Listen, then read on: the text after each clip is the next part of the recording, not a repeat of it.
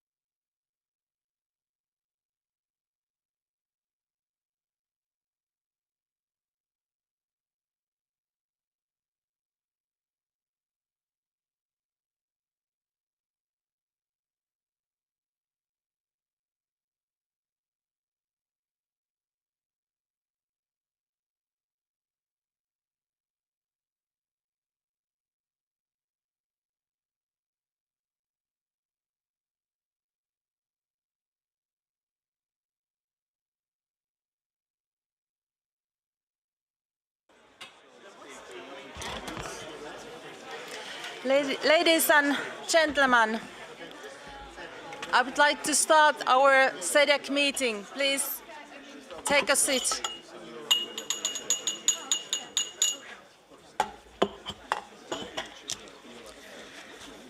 And now I'm going to continue in Finnish. Tervetuloa tähän. Good morning, ladies and gentlemen.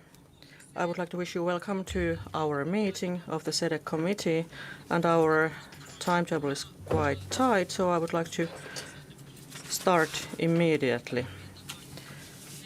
Our previous meeting was a little bit longer than expected. I'm sorry about this little delay. Here in our meeting we have interpretation from Bulgaria, Spain, Czech, and in fact we have interpretation from all languages. Ja ruotsi. Ja tulkkauskieli. And you can listen to Bulgaria, German, French, English, Hungarian, Italian, Dutch, Polish, Finnish, Swedish, Romanian. Mennään esityslistaan. Next item is the adoption of the agenda. Can we adopt the agenda? Thank you. We go to the next item, the minutes of our first meeting and the adoption of those minutes. Any comments to the minutes? I don't see any requests for the floor, so we can adopt the minutes of our previous meeting. Then the report of the chairman. I have at least 3 items to report to you, and then we also have as a guest speaker the Secretary General of our committee. The Joint Research Centre of the European Commission has approached our Secretariat, and they would like to invite us to their site in Ispra in Italy. There, the EC colleagues will tell us about their latest research, innovation and technologies related to smart city space, artificial intelligence, energy and sustainability. The proposed date for the visit is 10 to 12 of June, and our Secretariat is at the moment preparing this visit, and we are also in close contacts with the political groups and other commissions or committees of COR. So this was for your information. The second item is that our committee has been asked to organize a high-level conference on the role of cities and regions in delivering high-quality apprenticeships. And this conference would be organized together with the European Commission and the future German EU Council presidency. The conference will be held in our premises in September 29th to 30th of September, and it would coincide with our autumn meeting. And this high-level event is we have sent information about this high-level event to the cabinet of the commissioner responsible,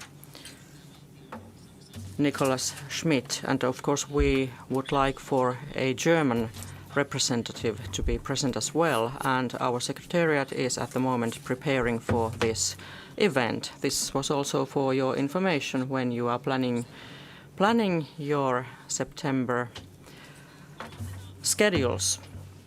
The third point of information is the following. In January and February, we organized 3 social innovation events.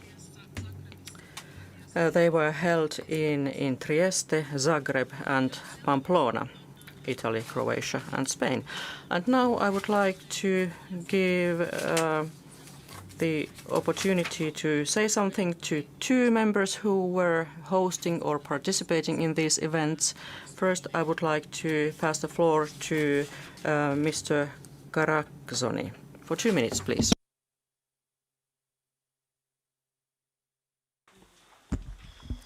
Dear Madam Chair, dear colleagues, yes, I had the chance to participate well-organized and interesting knowledge exchange platform meeting, 23rd and 4th in January in Trieste.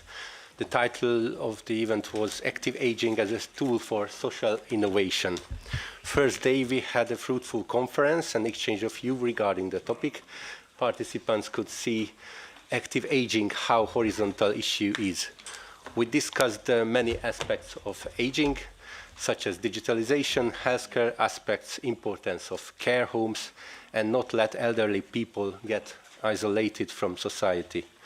All these issues, of course, were connected to demographic change we are currently discussing today. Thank you again for the organizers. Thank you for Mr. Jakob for hosting, and thank you for Ms. Valeria Sata from the Secretariat for their work.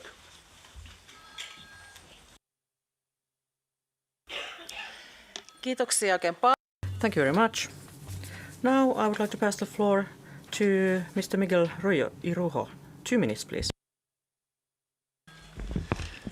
Sí, muchas gracias. Thank you very much. I'd like to pick up where my previous colleague left off. I'd like to thank all members of the SEDEC committee for all the efforts that have been put into organising the event that took place in February in Pamplona in Navarre. The subtitle to this was how to coordinate systems of social innovation. There were 3 different sessions in the workshop. The first was concerned with general strategy. The secondly was concerned with challenges, and then we wanted to look at good practices. We had about 80 people participating. We divided ourselves up into working sessions. They were divided up according to different topics. We're now drawing up a report. I won't go into the conclusions here, but I can tell you that a report is more or less finalized, and we'll distribute it to the Secretariat so that it can then be sent on to members of the SEDEC committee if you're interested. Kiitoksia näistä. Thank you very much for these short conclusions. And I would also like the organizers and everybody who to participate in these events. So I'm sure we are going to continue with these forums because they are very useful. Now we have our Secretary General, Mr. Peter Bliskovsky, here as our guest. And now you have the possibility, if you so wish, you have the possibility to tell what is coming up in our future work. What do you have to tell you about the administration? Thank you, Chair Karl. Dear members, thank you for having me. I thought it might be good that I come to see you at the very beginning to show that how much importance I pay to your work. I see that the areas you are dealing in your committee are of a crucial importance for the citizens, because at the end, all the major policies of Europe have a social impact on people, and Europe will be only successful if we have all people together. And it is true for Green Deal. It is true for the Conference of the Future of Europe. It's true for demography and many other files. So thank you for your work. My second message is that I'm trying and I'm very committed to support your work so that your excellent work, political work, has the biggest possible impact. So for me, the word impact is important. How we can serve you better so your work has better impact? I would suggest three ways of doing it. Number one, offering you more visual content of your work. I think using more infographics, using the summaries of your opinions in a way which are easily to be understood by politicians and by people is something where we should go. So this is number one. Number two, I'm encouraging my colleagues to work on outreach.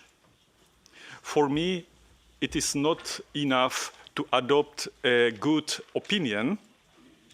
I think we should help you and together with you to make sure that these opinions have impact. So to follow what the other institutions are doing with them, to be sure that once council, once the Parliament is discussing something of what you have discussed, that you have the say, you are informed, you can influence this. And my third and final point is about strategic planning. I think the whole committee will benefit from doing an inclusive work of the thematic and the overall work of the committee. So those are the three concrete ways of doing which I will be committed to offering you so that your work has the biggest impact possible. And more on the private note, if you want to see me, my door, I will be very happy to meet you and to be in contact. And I'm looking forward for a nice cooperation. Thank you very much.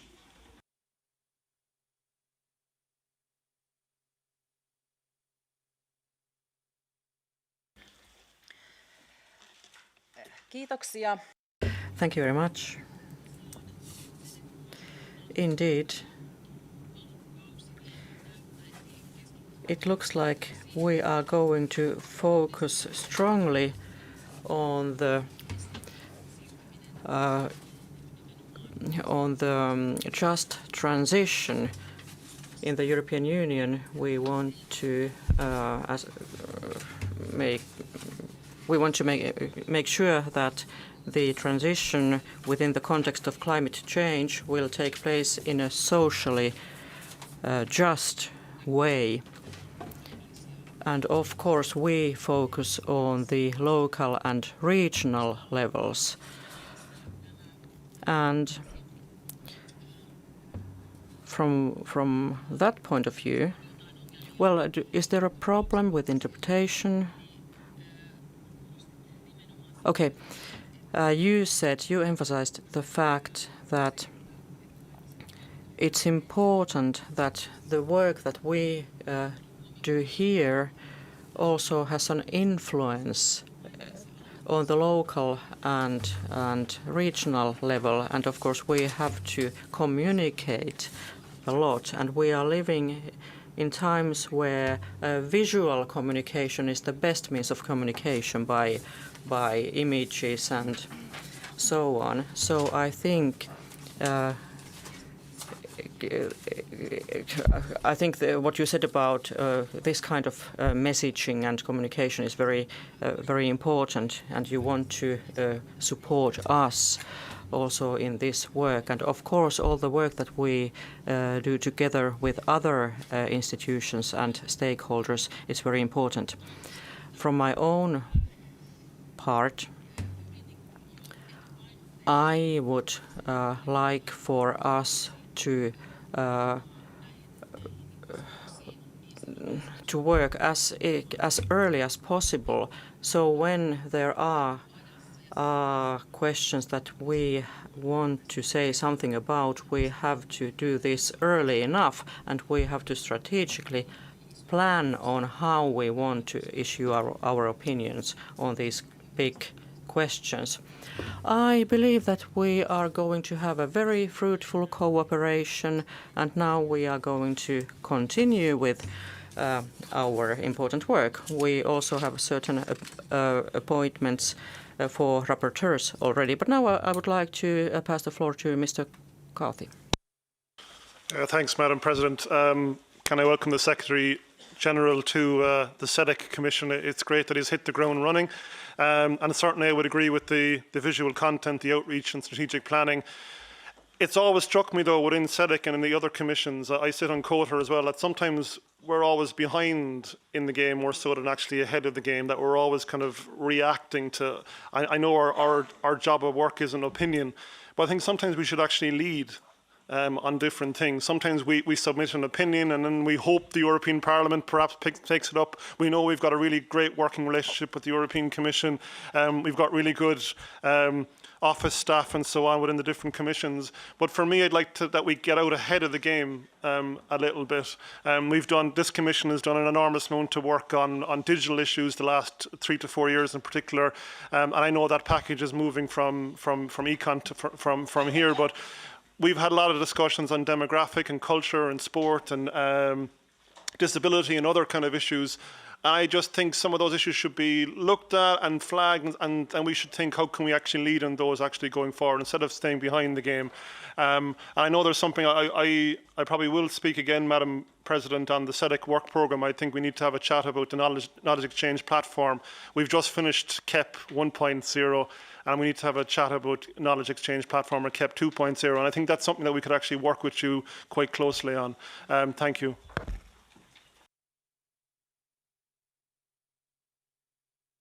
Ja sitten täällä oli... You also asked for the floor, please. Ja, vielen Dank für das Wort.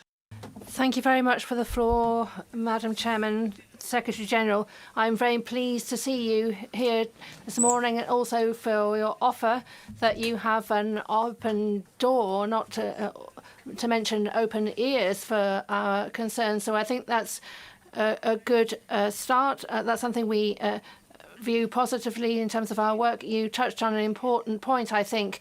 We're concerned with continuity here. Indeed, that's the case.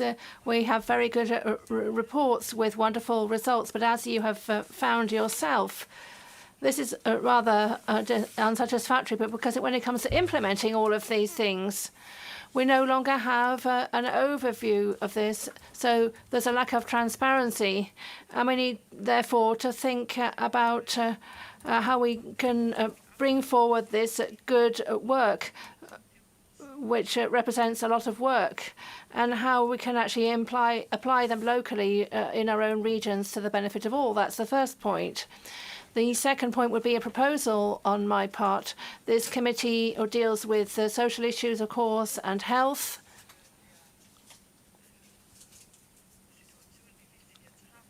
Given the situation that we currently have in Europe, with these new diseases, these new viruses, as I see it, particularly for this morning, this would have been a good opportunity, just quite spontaneously, to say, well, let's have a discussion here on something that affects all of us, that's circling around us increasingly. Obviously, we can't plan for this, but we'd hope that if we have such occurrences as we currently have, that our committee would say, well, let's step outside the agenda. We couldn't predict this in advance. Let's turn our attentions to this important issue. And if we look at the scale that this virus is achieving on a daily basis, then I can say that in Europe, we can't say it's going to stop at the German border or the Italian border. Things are being shut down across the board. But I think a major problem is coming to our doors. And as a European committee, we have to make our contribution here. Thank you. Kiitoksia.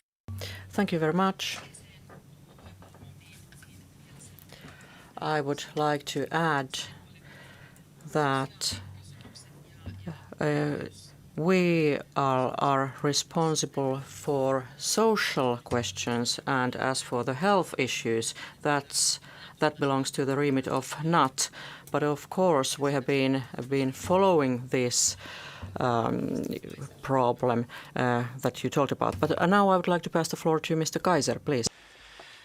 Ja, ich möchte trotzdem. I would like to support what the previous speaker has said and pick up on that. I think particularly on issues such as the coronavirus and other effects. Obviously, health policy takes centre stage, but there are also social factors. And these are also issues that we have to deal with here in SEDEC. This is the outcome of recent days. We see that regions are increasingly becoming prominent. They bear responsibility. They are taking emergency measures and legal measures. And I think at least we should launch an appeal here that we give particular focus to European action and come up with measures. And we need to look at cooperation between European, national and regional levels and make sure that that functions. I think it's an important message coming from Europe to recognise this as a problem, but we need to work together with sufficient foresight. A second point, which is directly related to this, and that's something that you, Secretary General, referred to, the issue of subsidiarity, but also feedback loops.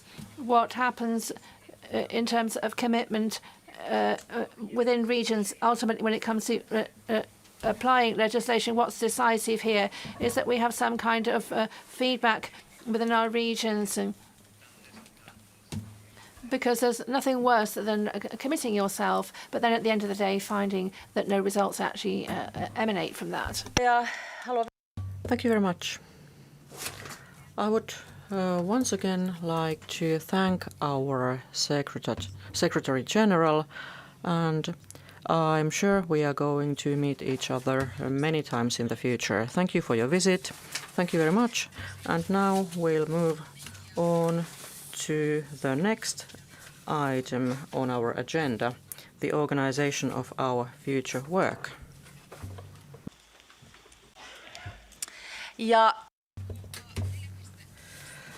Item 4.1 has to do with opinions on the basis of consultations. At least the Secretariat has received no dossiers in this respect. We move on to 4.2, own initiative opinions.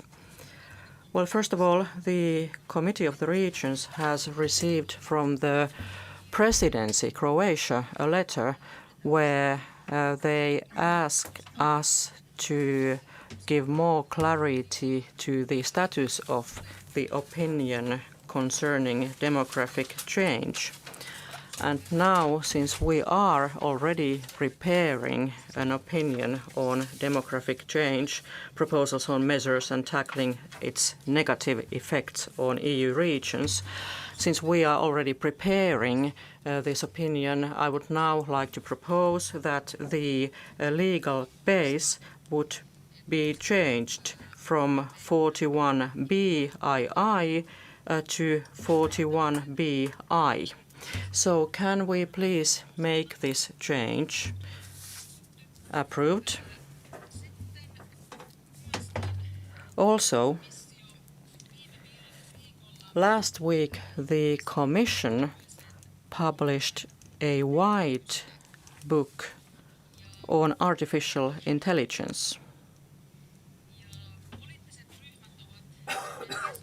The political groups have been discussing whether we should prepare a Committee of the Regions opinion so that we could then later have a say in the final proposal for, legal proposal that is to be expected by the end of this year. And if we were to draft such an opinion, the first exchange of views would take place on the 27th of April, and our first discussion in the SEDEC committee would take place on the 1st of July. And as regards our discussion in the plenary, that would take place in October. Now, I have received from the political groups the following information. They have said that Mr. Guido Rink from the PES group would be the rapporteur for this opinion. Would anyone have any other suggestions for rapporteur? If not, I suppose we can adopt the rapporteurship. So we wish all success to Mr. Guido Rink. Now I would like to tell you the following thing. This week we can expect from the Commission an opinion on the European equality strategy. Now, we didn't have time to take it on the agenda for today, but I suppose that I suggest that we would send a letter to the members and we would proceed by way of a written procedure as regards this European equality strategy and the rapporteurship. Thank you very much. Will do, as I just said. Then 4.3, own initiative opinions. For the time being, we have no requests for such opinions. 4.4, decisions for not drafting an opinion. No proposals here neither, so we'll move on to 4.5. It has to do with ongoing work program and decision on attributions by the President. Well, this ongoing work program has been distributed to you, members, and we are going to have a more detailed exchange of views on this later this year. 4.6 then. Contribution of the SEDEC Commission to the 2019 Impact Report. Now you have received this report, and I'm now wondering if you want to make any comments on this document. So, can we approve the document, because I see no requests for the floor? So it's approved. Now we'll move on to agenda item 5, the work program for 2020.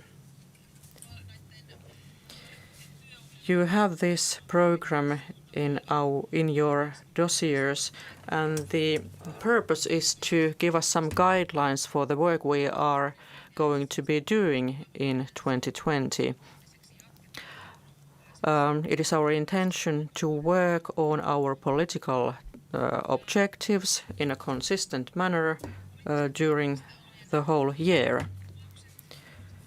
The political priorities are more closely described in Annex 3, and there is also a list of our targets. First, we have an implementation strategy for the short and medium term, and you also find the effectivity indicators or impact indicators there. Briefly, we can expect the publication of the communication on the European gender strategy, and as I just explained to you, we are going to reserve to a written procedure as regards the appointment of the rapporteur, and we can also expect from the European Commission the first actions regarding the European Skills Agenda and the report on demographic change. and we should also receive a communication in the European research area. This might take place in the summer. So now you members are expected to approve this work program and the implementation strategies. Now we have an opportunity to discuss this work program, and if you want to make any amendments to this work program or to this document, you should send your amendments to the Secretariat. I see Mr. McClark. Thanks, Madam President. Can I welcome the work programme? I think, though, we need a very serious conversation about KEP, Knowledge Exchange Platform, and where it's going into its second phase. I think it's been successful in the first 4 years of its iteration. And for me, I'd like to see that perhaps the findings from the last 4 years, that we compile some of those findings, maybe have a think about what methodologies actually worked, what didn't work. Certainly KEP strengthened our relationship with DG RTD, the Research and Development Tech Unit of the Commission, but also with JRC, ESPON and so on. And I think we need a serious conversation on where can we actually bring all these ideas to. Because I think there should be a KEP 2.0, and I actually should think that KEP should be mentioned and have its own paragraph within the work programme, especially perhaps after 5, 6 and 7, to bring together all the cooperation that we actually have the cooperation with different bodies together. And I'd like to see that perhaps at the next SEDEC meeting that we could get a report on what KEP 2.0 actually might look like. And it's certainly a discussion that perhaps the political coordinators should have, and yourself, Madam President, and to bring to members. But I would like to see a 3-4 pager document brought to committee at the next SEDEC Commission meeting on the future of the Knowledge Exchange Platform, which has been successful. It needs a critique. There's been a lot of learnings. If we are losing things like the broadband platform, I know several members actually sat on that.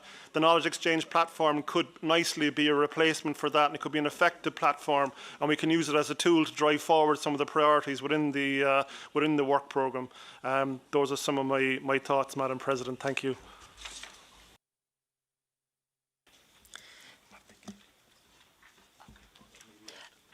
Joo, ole hyvä. Merci, Madame la Présidente. Well, thanks very much, Madam. Thank you. Firstly, just to follow on from Mr. McCarthy there about the knowledge exchange platform, we've been discussing this over the last few months, but I don't think this discussion is reflected in this version of the document. So could I just say, actually, that a lot of the work that's been carried out in recent years has really been valuable. It's all about regional challenges and technological changes, but unfortunately we've not had an effect on DG Research. Actually, I don't think DG Research are aware of regional ecosystems, innovation, those particular levels.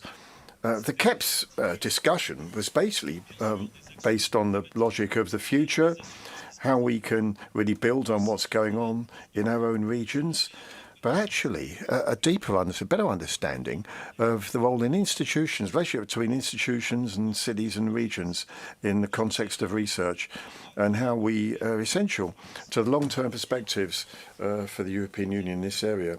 I would just say, actually, that the implementation of the framework is one thing, but actually we feel completely left out of it.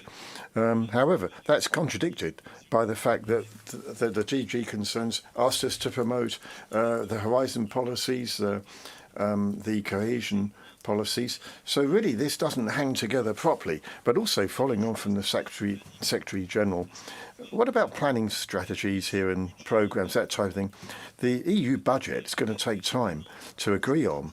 So I think that the Commission maybe need to look at the regulations it has and the timing for this particular consideration regarding the budget. So these reports that we're talking about, are they based on influencing the Commission, going to the future, or we just wait to see what the Commission comes up with in its working programme and then act on that?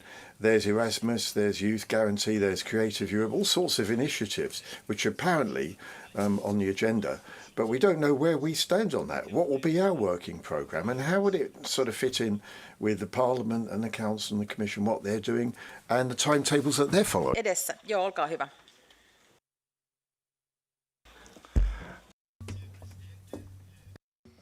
Thank you, Madam Chair.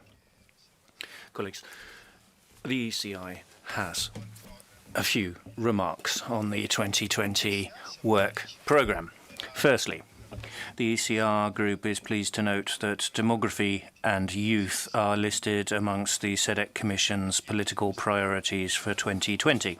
We're also pleased to note that the work programme refers to Matteo Bianchi's report. He's from our political group, the Solidarity Corps and the new youth strategy, and this is picking up on work done in the previous mandate.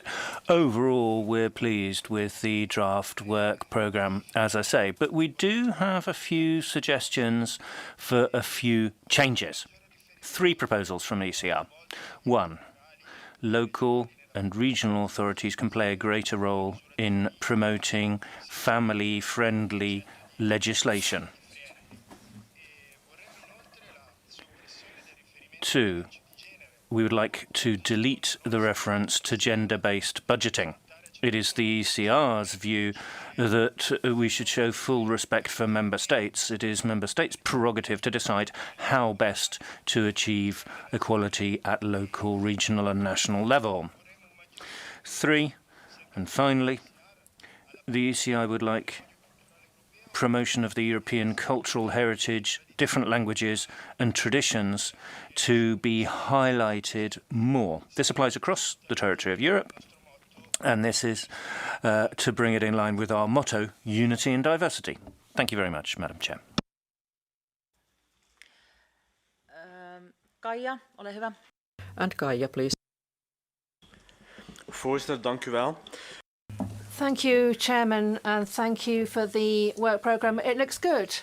And I'd like to start by congratulating Mr. Rink. I'm looking forward to his important work on AI. And it's important that we have a good discussion on that. That brings me to the next point.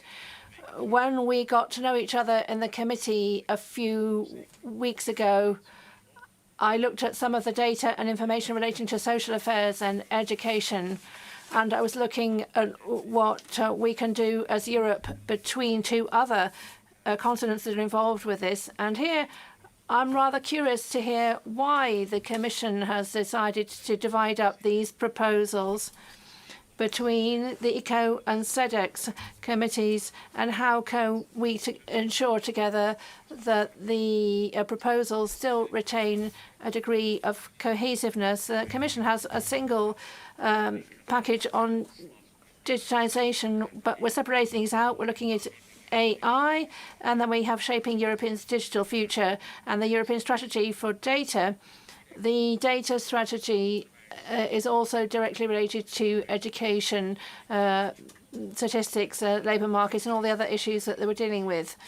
And what I'd like to see here is that we bear in mind what the overall picture is. Our proposal to co-president would see how the rapporteurs in Econ could help us to ensure that we have a good and comprehensive discussion on all the issues. Then Howard, ole hyvä. Thank you very much, and Howard, please. Thank you, Madam Chair. We think that this is quite an ambitious program for this year, and we have a lot of tasks. We will receive a lot of tasks with the new Commission now, and of course, as we have heard, colleagues, we will really have a busy schedule this year. I agree with Christophe Clergeau and Mr. McCarthy. We need to continue discussing CAP. We need to integrate this into our work. This is a very good initiative, and of this Commission, and I think we have been able to put something new on the table. We did this in the past 5 years. We have one proposal related to the program. So one in, one out principle. We wouldn't like to have this so strictly described. At the bottom of the second page you will find the text. So the one in, one out principle would be taken out of the text in our proposal, and we would just put within the context of instead of the one in, one out principle, because for us it's too strict. We would like to advocate something more flexible, because maybe with some opinions we might find ourselves faced with challenges if we leave this part in the text. Thank you. Sitten siellä. And I see somebody asking for the floor there in the back, please. Danke für das Wort, Frau Vorsitzende. Well, thanks very much indeed. Well, this working programme, I must say, I found very interesting indeed. I've read right through it. As far as the various subject areas are concerned, our particular committee covers multilingualism and promoting cultural diversity, language diversity, that type of thing. So points 15 and 16 on the list. The European Commission actually is looking at the European Citizens Initiative presently, entitled Minority Safeguard or Safeback, and that concentrates on the issues I've just been referring to. So my proposal for us as on this Commission is that we should establish contact with the Commission about this. As far as I can see, it's going to be one of the points for their discussion in the very near future, and so very, very important to situation of minorities in the EU. And I do think actually this is a quite important subject, and we could well devote some of our resources, some of our time to exploring it further. Thank you. Thank you. Now I don't see any more requests for the floor.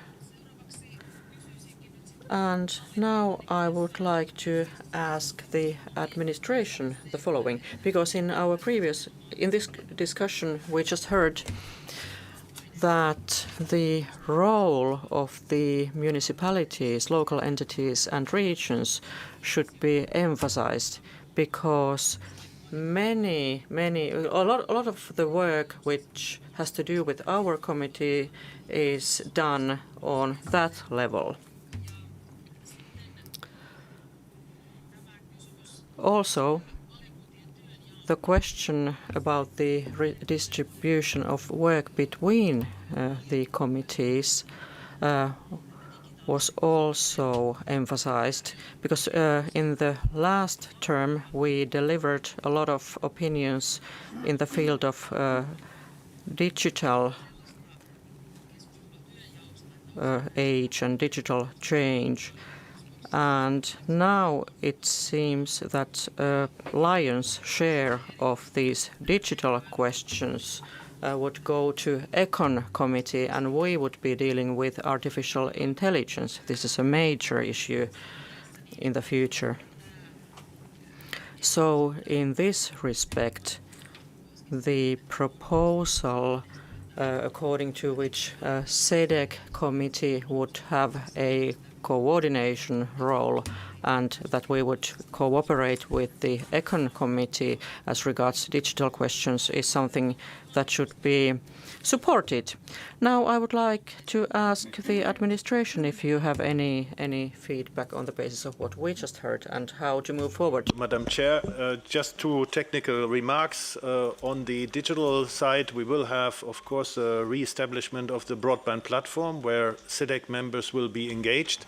So in order to ensure close cooperation between ECON and SEDEC, The logic behind transferring it is that we wanted to put a strong emphasis on the digital single market together with the other single market regulations. That was the reason why we transferred it. But with the platform and with a strong presence of the SEDEC Commission in this, we will ensure this complementarity. You don't have to be concerned. I wanted to also say something on the CAP. We are indeed working on CAP 2.0. We had initial meetings with DG RTD. I share the point of Mr. Clergeau that DG RTD is not as open as we wish for regional innovation ecosystems, but as you can see in the fish on RTD, we are very specific that we want to be working on the missions in the RTD program, a revision of the CAP which is foreseen, and we are also trying to have a political exchange with DG RTD at the earliest possible, either with the Secretary Director General or with the Commissioner, also in view of the upcoming communication on the European research area. So we are very strategic in this field, following up on what has been put forward, and in this context also taking into account what Mr. Irujo is doing on the regional innovation scoreboard, which is closely linked to this as well. So there, in the fish, you can see that we have a very strategic approach, and we would add that. The last remark, we have to also take into account that we are currently preparing a resolution on the 5-year mandate of the Committee of the Region, which will be adopted at the next plenary.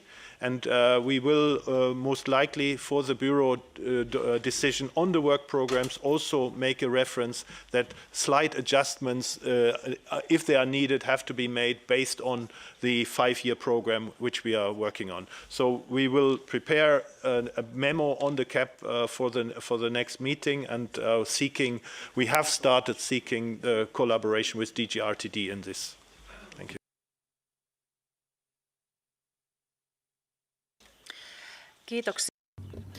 Thank you very much. Mr. McCarthy, did you receive answers to your questions concerning the CAP? The PS group proposed an amendment to the point concerning one in, one out principle. They proposed the wording within the context. Could we simply approve or adopt this amendment to the document? So the Secretariat would make this amendment. No one is opposing, so we'll do so. Can we now approve this document with the amendments that we just heard? And of course, this document will go next to the Bureau meeting. They will take a decision in March. So now we have dealt with agenda item 5. And we'll move on to agenda item 6. Opinions, first discussions and adoption. I see somebody. Sì, grazie Presidente. Scusatemi. Yes, thank you, Madam Chair. On behalf of the ECR group, I would like you to record in the minutes that we are against.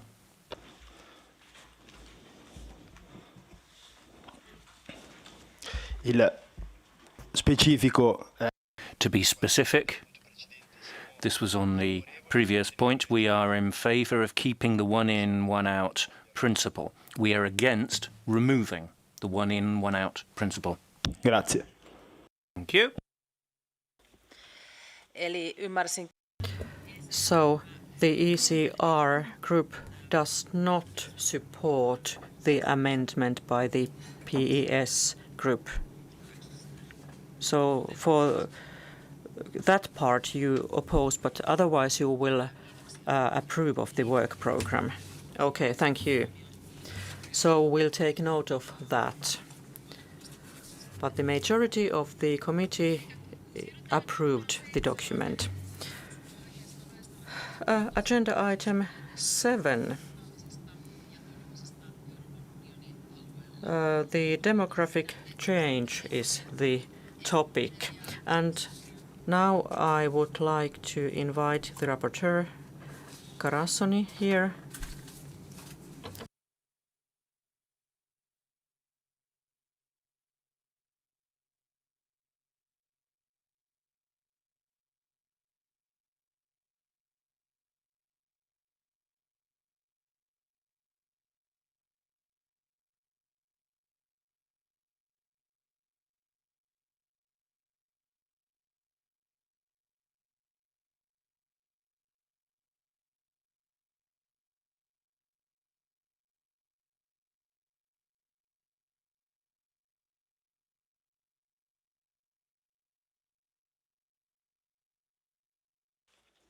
Ja aloitamme tämän lausunnon.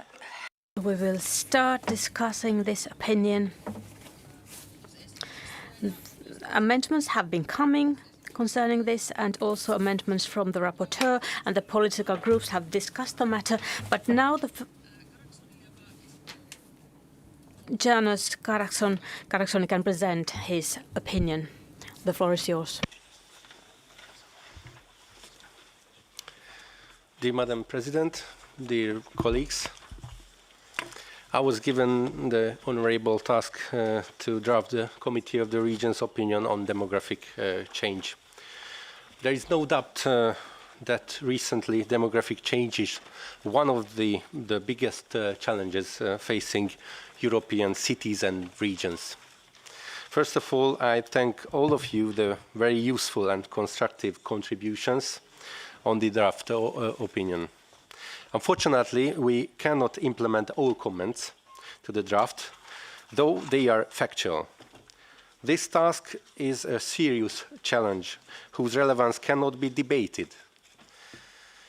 The impact of answering demographic-related questions will be felt in the long term. So it is very important to see what answers had already been found before and what solutions we can find. Therefore, responses to earlier Committee of the Regions opinions and horizontal areas should not be ignored. Just to mention one opinion from 2016, own initiative opinion from Mr. Herrera Campo. Its title was the European Union's response to the demographic challenge. That document, that opinion, stresses the urgent need to consider demographic trends at the level of regions, cities, and municipalities. Almost every regions of the world experience high levels of mortality and low fertility, in which Europe is leading the world, besides in aging, in context of the high life expectancy ratios. Things have not changed in the past 4 years. Demographic factors are changing very slow. Therefore, long-term and consistent strategic planning is evident in affected areas. Aging and longer living, depopulation, changing fertility patterns, brain drain, internal and external migration, especially mostly affected young people, and loss of human capital have a dramatic and negative impact on population and consequently on society, economy, innovation, technology, environment, and not at least on European regions. Sustainable development and inclusive economic growth requires an adequate population size. In order to support more balanced development in all member states, demographic revitalization needs to be encouraged. Freedom of movement is one of the principal aims of the European Union and facilitated labor mobility within the Union. The unequal distribution of highly skilled workers and the growing competition for talents has led to a brain drain dilemma, consequence of intensified intra-EU movement. Some regions experiencing a significant outmigration of their highly educated workforce to the advantage of other regions. Therefore, rural areas in Europe are facing the problem of population decline because of the movement to cities. When speaking about demographic change, we need to speak and need to focus on young people as well. Young people are vulnerable because of the transitionary life periods they are going through, their lack of professional experience, their sometimes inadequate education or training, their limited social protection coverage. Achieving better work-life balance for parents and equally distributed caring responsibilities, and to contribute to an increase in women's employment and families' economic stability is an important aim. A young woman cannot be forced to choose between work and childbearing. All women should have the right to freely choose to achieve a work-life balance. Raising children is a long-term endeavor, and in order for demographic policies to be effective, they need to be reliable and enduring. Mean age of women at childbirth has been steadily increasing in recent decades, and in many cases, postponing childbearing has not been replaced by enough births. Families therefore abandon previously wanted number of children, and thus actually have fewer children. So making childbearing trendy, achieving a better standard of living is a good example for those who postpone childbearing.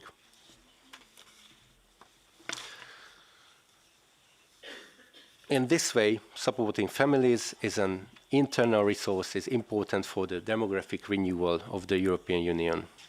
Myself, as the rapporteur, I advise to identify specific actions mitigating the most acute impacts of demographic trends. Thank you for your attention. Kiitoksia. Thank you, Rapporteur. And next, I would like to ask the Commission to speak.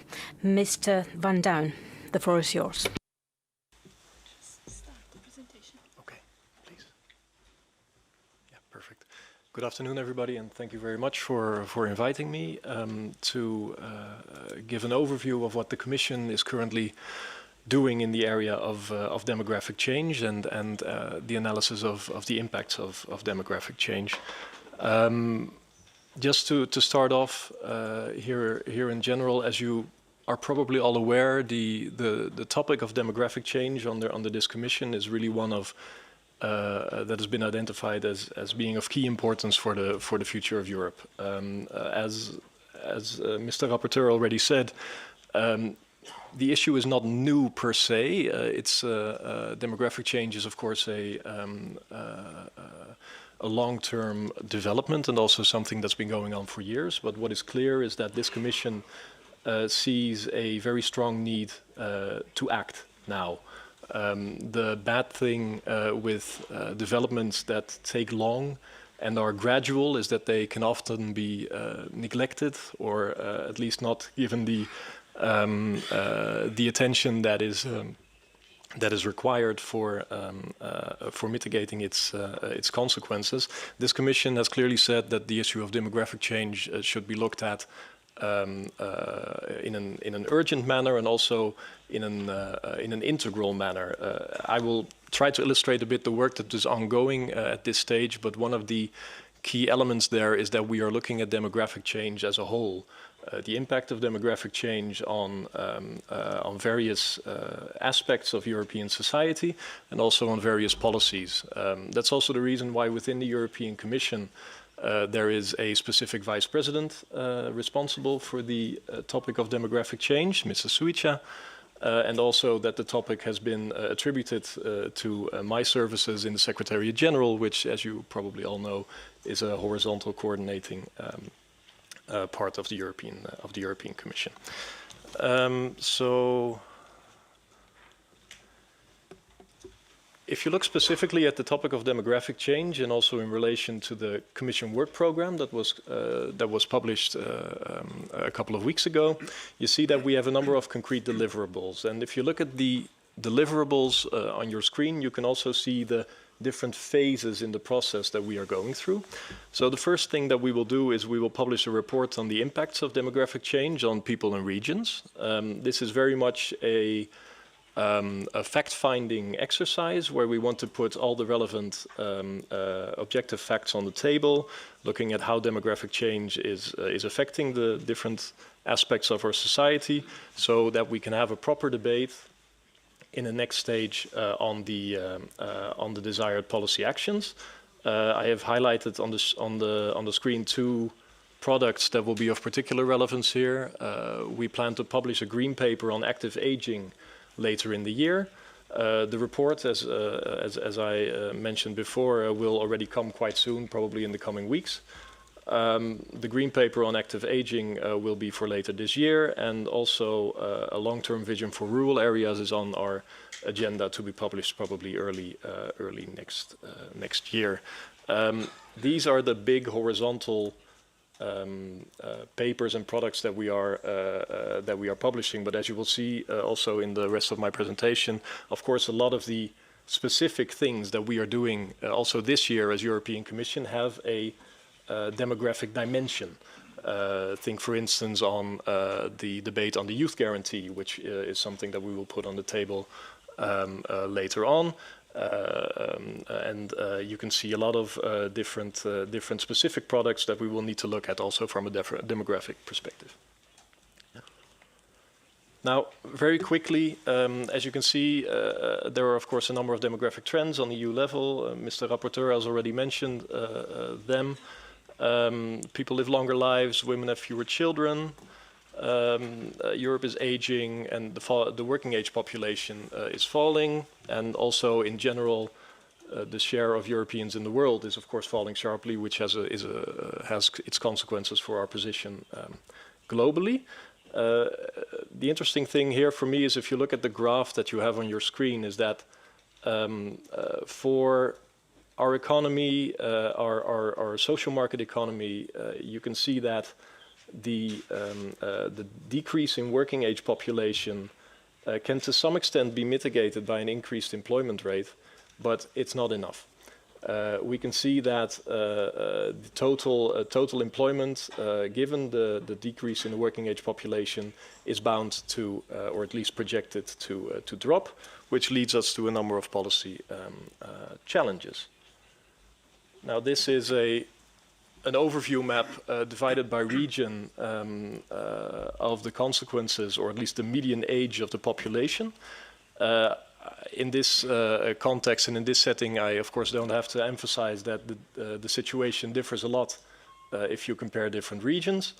But the challenges, of course, also differ a lot. But you can see that we will need to look at ways to increase employment rates, ways to increase productivity, the way in which our social protection systems work, pension systems, for instance. We need to look at healthcare. We need to look at the changing needs of an increasingly elderly population. A lot of policy actions necessary across the board. Now, the previous slide was about the change in the median age. Now, if you look at it more from a regional perspective and the change in the population, also as Mr. Rapporteur already emphasized, you can see a number of regions which are dealing with a decrease in population. Many regions in Eastern countries, Spain and Portugal, face some population decline. At the same time, you also see regions that have a population increase. But if you combine this slide with the level of gross domestic product per head, you can see that there are a number of specific areas of Europe where there is a twin challenge, as we call it, of population decrease and low GDP per head.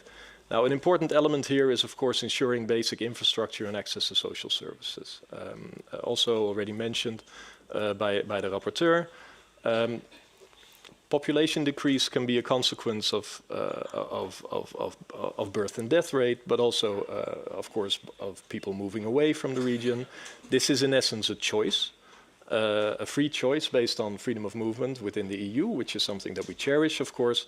At the same time, there is a strong need to look at the drivers of these decisions and to see how these drivers affect individual decision making, for instance, related to the access to basic infrastructure. Now, this was all very, very broad and very quick, but the main message that I want to give here, I think, is the following. Demographic change is high on the Commission's agenda. We think it's an important topic where we need to take action now and also in a wide range of areas. We also consider that this is a topic where we need a strong factual basis to work on. So our first step coming in the next couple of weeks will be our report, on the basis of which we will hold a broad discussion. Your opinion is very timely in this regard. So I've read the draft with high interest, and look forward to engaging further on the substance at a later stage. Thank you very much. Kiitoksia. Thank you to you for your presentation. Let's start the debate. So 2 minutes per person, per speaker. If you have a request, you have the floor, please. Vă mulțumesc mult, doamna președinte. Thank you very much, Chair. First of all, let me congratulate our rapporteur for this extremely well done report. It's very professional. It really points out to realities, and it does suggest solutions, concrete solutions to this demographic challenge. Let me just point out the brain drain. This was something that both the rapporteur and the representative of the European Commission mentioned. This is one of the factors that lead to demographic change. Let me give you some examples by Eurostat. 21% of Romania's population lives abroad. 15.4% of Croatia's population lives abroad. 14.5% of Lithuania's population live abroad, and 13.6% of Portugal's population lives abroad as well. And the same happens with Latvia, with 11.8, 13.3 for Bulgaria. This poses a problem for both the countries of origin and the countries of destination. That is why I welcome the fact that you mentioned brain drain in this context. And as the European Commission, the focus is to find solutions to while abiding and respecting freedom of movement, we should allow everyone to stay in their country of origin. I also welcome the fact that the Commission thinks that demographic change and brain drain are priorities, and I fully support the report by our colleague. Thank you. Ja keskeltä, olkaa hyvä. Thank you. And there in the middle, you have the floor. Thank you. First of all, I want to congratulate. This is a difficult thematic, and it's not easy because this is a complexity. But I would like to say one thing. I have been to many of these countries that have these movements, and when you talk to young people, they often talk about that they leave their country because there is no predictability in their life to get a job, creating a family, a lot of corruption. You don't know if you're going to keep your job if the political majority changes. It's very expensive to have daycare. You depend on your parents. What if your parents are sick or whatever? So I think building a society that has daycare that makes it possible, then I think that we are missing on one major structural thing is how we think. Because when I listen to the discussions, you say, if women want to have children, how many of you have children in this room? Can you raise a hand? Oh, okay. Can I ask you another thing? Was this a decision just by your wife that, yeah, I'm going to have a kid? She didn't ask you. No. I mean, most people Get children in dialogue. Are we going to have a kid? Yeah. It's not like women sit on their house. It's like, oh, I'm going to have a child or not. It's a family decision. It's a decision usually. Sometimes it's two women, sometimes it's two men, but usually it's a woman and a man. But it's not just a woman's decision to have children. So we have to stop talking about like this is a female issue. We have to fix the women. No, we have to fix the society. And all the men are not weak that they are like sitting and the woman says, oh, I decided to have a kid. Now you are informed. No, it doesn't happen like that. So that's why we have to change how we think and how we talk. Because that is also another thing I want to say. Girls, women are doing better in school. The result is they get better jobs. When they get better jobs, they get better paid. So when they are thinking about having a family, they also want a husband who is contributing to the family. And also, they want, in Sweden, for instance, we are gender equal. A lot of women with good education and well paid, they have 3 kids. Why? They know we have cheap daycare. It's easy to buy access to services, and you get it deductible. So you can have someone clean your house, and it's deductible. And we have a lot of poor women having because of the social welfare. Thank you.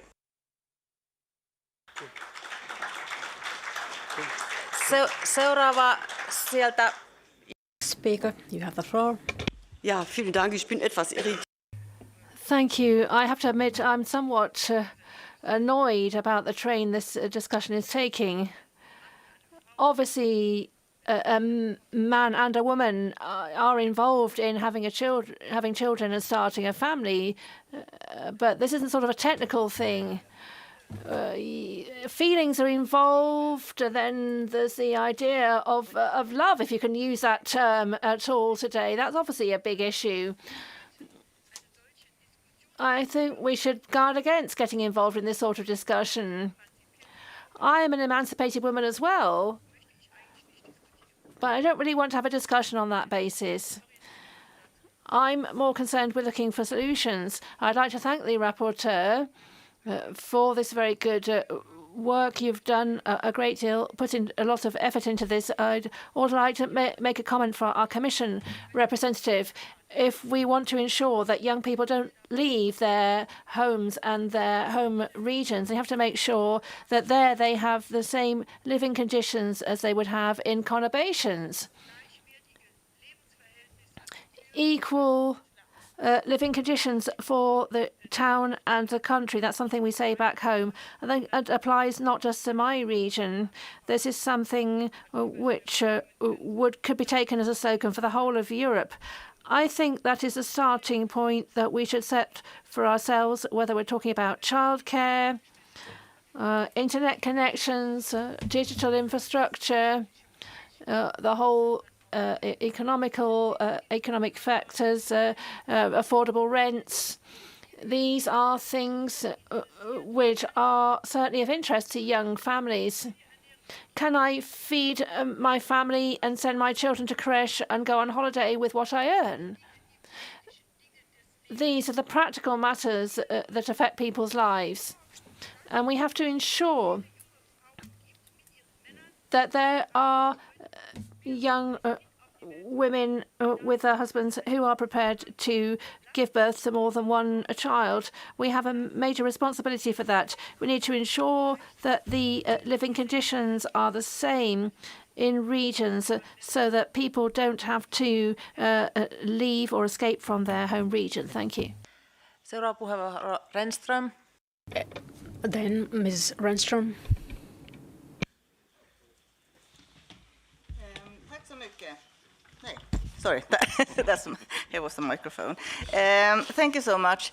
And I would like to thank the rapporteur for saying that the solution is not for young women to stay home, and I also would like to support my Swedish colleague about this. I think there is a problem, actually, when we're talking about work-life balance, that we're talking about work-life balance for women. It's not about women, it's work-life balance for parents, or it's work-life balance for people. It's not a woman's problem that they need to have both work and do the work at home. So this is some kind of symbolic how we use words.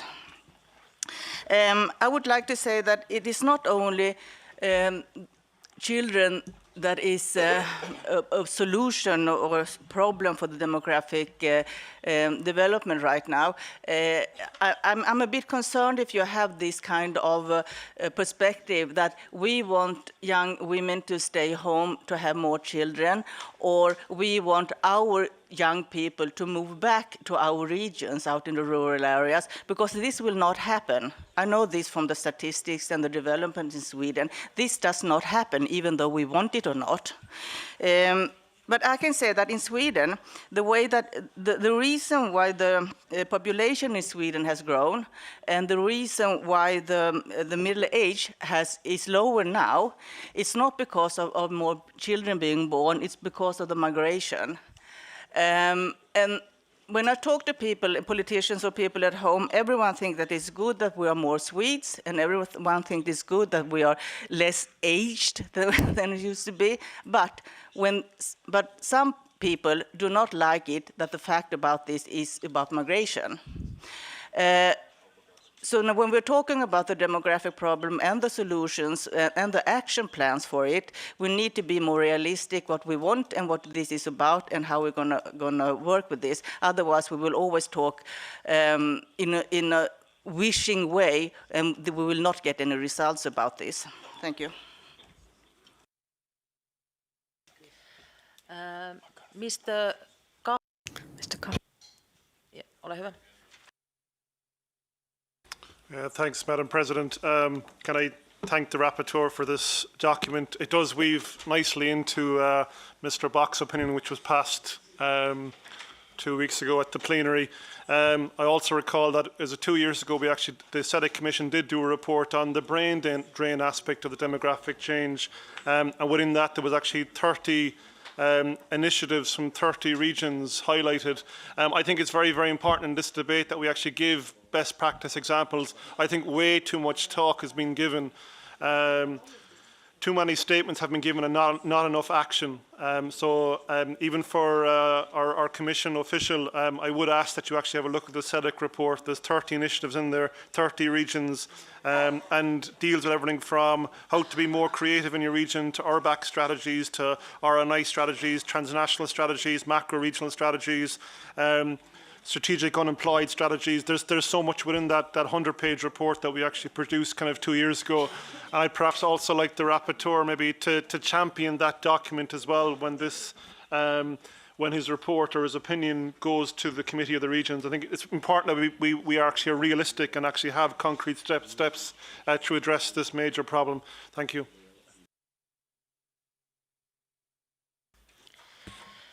Kiitoksia. Very much. You raised an important issue here, and I would like to remind you at this point that we are about to publish a study about these questions related to active aging and demographic changes. But here, there in the middle, there was also a request for the floor. Please, the floor is yours. Joo, Martti Kani. Kani. Grazie, Presidente. Thank you, Madam Chair. The ECR group would like to thank the rapporteur for the excellent work which has been done. We're also pleased to note that the Venice Declaration is referred to. Mr. Ciambetti, our head of delegation, particularly welcomes that. I would also like to make a few remarks. We are of the strong conviction that family policy should not be considered a cost to state budgets, but rather an investment in society. For that reason, family policy constitutes a long-term investment which will bring benefits to our territories and to our wonderful Europe. I'm from Lombardy region, and I would ask if perhaps everyone could spare a thought for a moment for Lombardy, because we've been hit by the coronavirus, but we are united across the Veneto region and across the EU. As local and regional authorities, we've had proposals and policies for families for many years now, such as free daycare. And on behalf of the Lombardy region, and indeed on behalf of the ECR as a whole, we see SMEs as the pillar of social welfare and future economic development for Europe. So once again, I'd like to thank the rapporteur. I think this is the right way to go, and it will benefit our citizens and the EU as a whole. Thank you. Ja nyt olkaa hyvä, teidän vuoronne. Now it's your turn. The floor is yours. Começo por desejar I'd like to start by wishing everyone the best for this mandate. Looking at issues relating to demography across Europe, there is, of course, a whole range of factors. I think they're very well outlined in this document. So I'd like to thank the rapporteur for the excellent job which has been done. Europe enjoys a considerable social, cultural and geographical diversity. And of course, this then has certain consequences. We do have an ageing population in Europe. We need to ensure that schools and nurseries get support. We need sport, culture. We need young couples to feel that their community and their society is creating a suitable environment for them to have children and have a good quality of life. That will be beneficial to the future.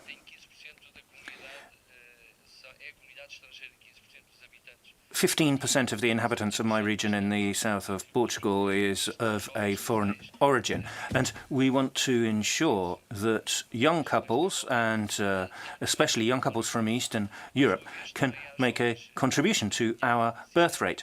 There are young people in my own city of origin who come from all over Europe, and I think as we look around Europe and the different member states, we need to ensure that we are investing in young people, young couples, so that they want to have children. And that means the conditions need to be in place right across the community so that people feel that desire to have children. And I think housing is another issue. In terms of life opportunities, we want people to have dignified housing, appropriate housing. That's one of the factors that will help young people take the decision to have children. In other words, young people not being forced to live with their parents can make a huge difference. So that's a long-term aim, of course, but I've had 2 children, so I've made my own contribution, and I hope everyone else will. Kiitoksia. Ja sitten... Thank you very much. And then here in the front, you have the floor. Grazie molte. Thank you very much. I'd also like to congratulate the rapporteur on this initiative and for analysing this topic, which, as Mr. Bock has said, the brain drain is an absolutely vital issue, and we have to look at the various synergies there. Looking at what the European Commission has put forward, I think we need to look at Eastern Europe and Southern Europe, particularly because of the crisis which we are facing. If you look at the map which we were given, looking at Spain, for example, Portugal, Italy and Greece, we're seeing a very similar picture, and rather worrying figures. Now, I'm not an expert on Eastern Europe, so I won't refer to that. I'll refer to Southern Europe. I'm from Sicily, which is one of the southernmost regions of Europe, together with some of the southernmost points of Spain. And it is my impression that this is a discussion which also links in to the multi-annual financial framework and cohesion funds. The EU is not succeeding in achieving cohesion and synergies. So looking at these figures, I think we should turn back to the European Commission and to our national governments and say we really need to get true cohesion. Here we have the real crux of the issue, that if cohesion policy is to see its funding cut, that will be a complete disaster.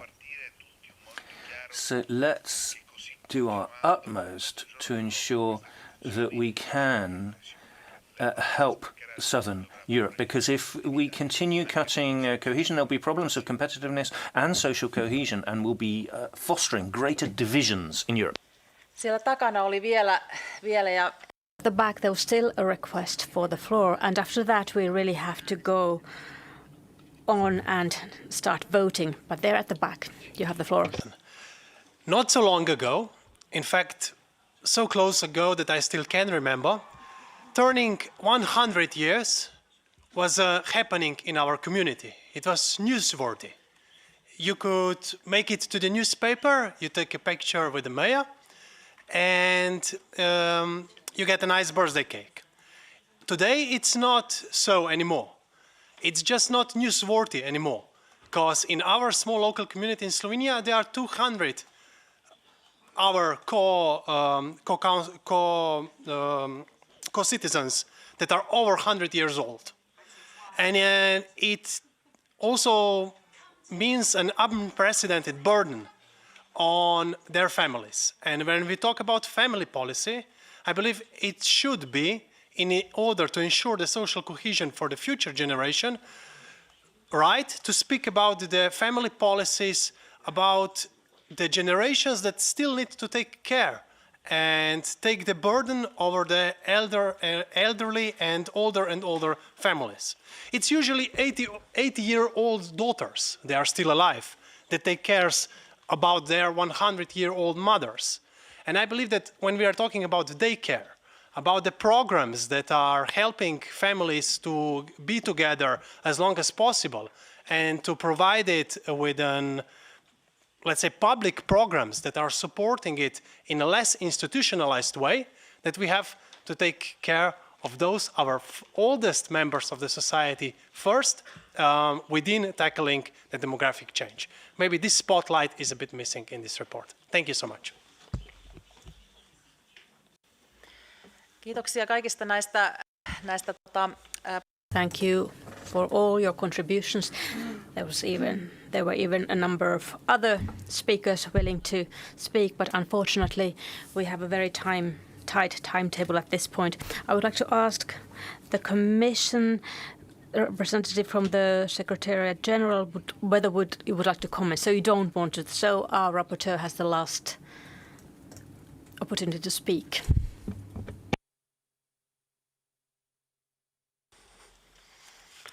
Köszönöm szépen, kedves kollégák, a konstruktív. Thank you very much, colleagues, for all these comments and replies to Mr. Bock.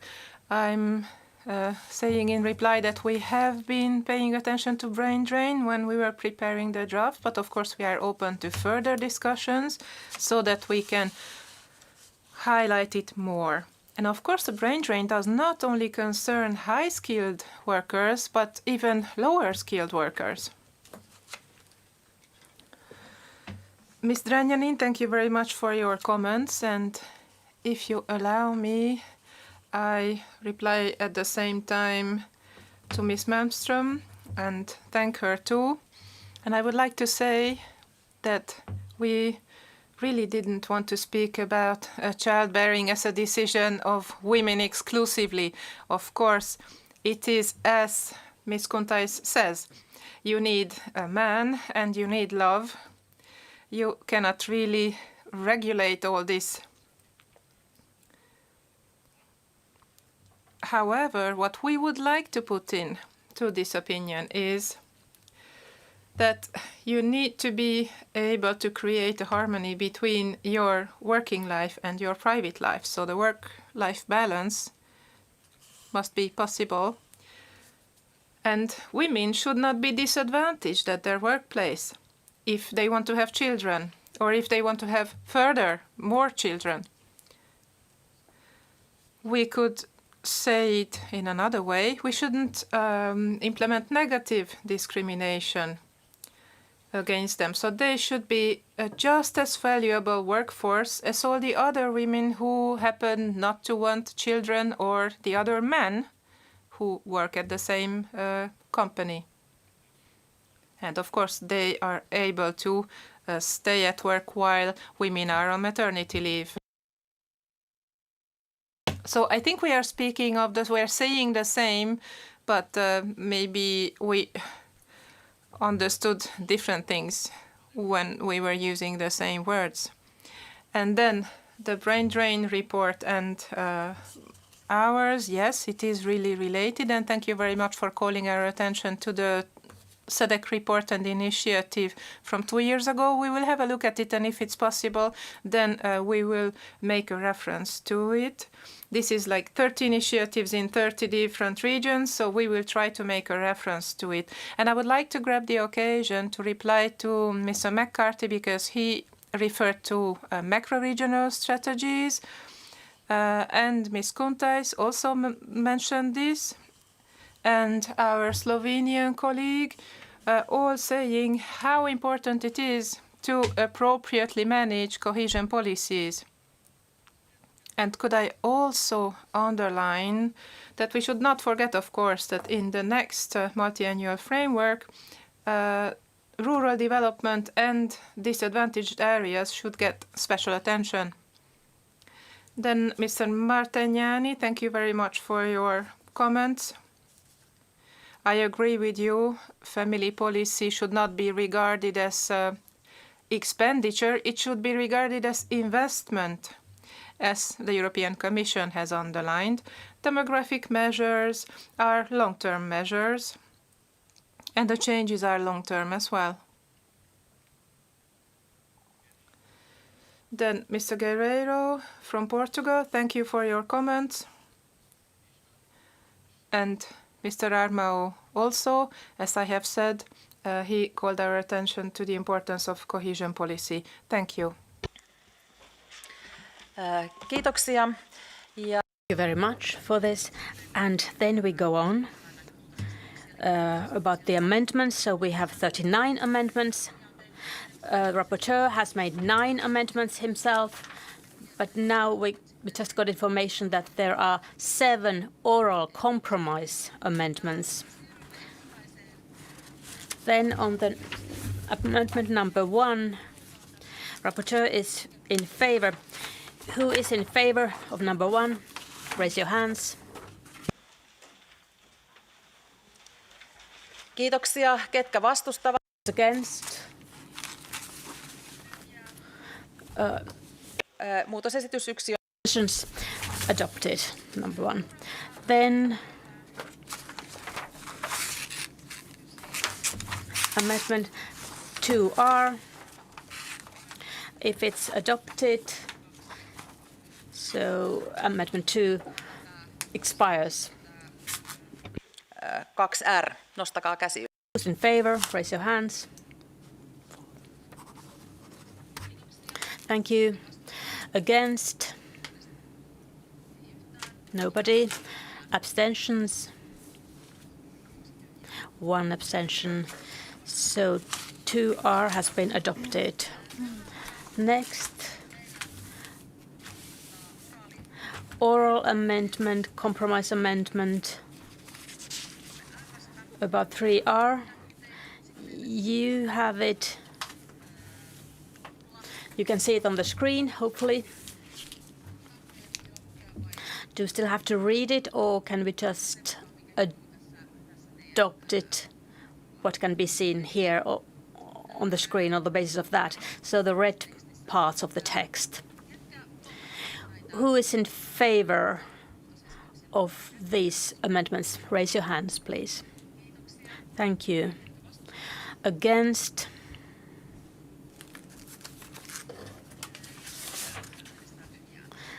Abstentions?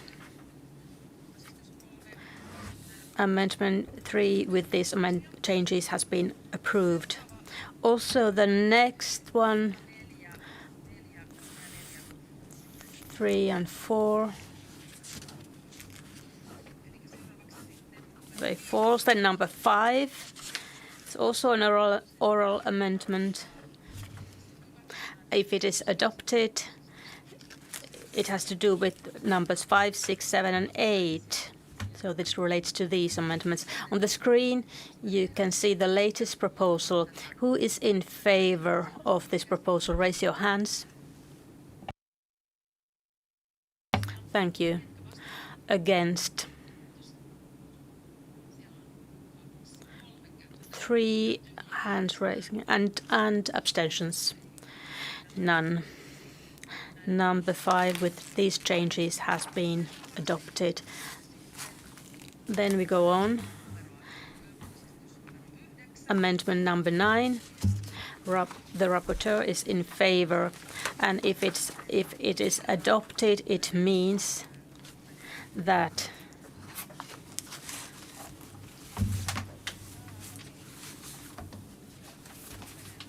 number 10. Se on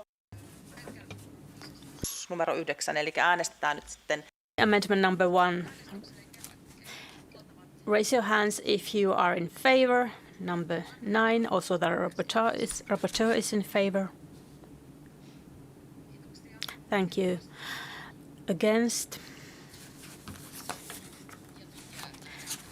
Abstentions? Number 9 has been adopted. Amendment 10R from the rapporteur, and it will have an impact on number 10. Who is in favor of number 10R? Raise your hands, please.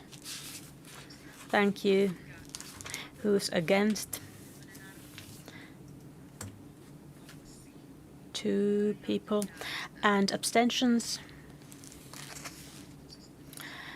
Amendment 10R has been adopted.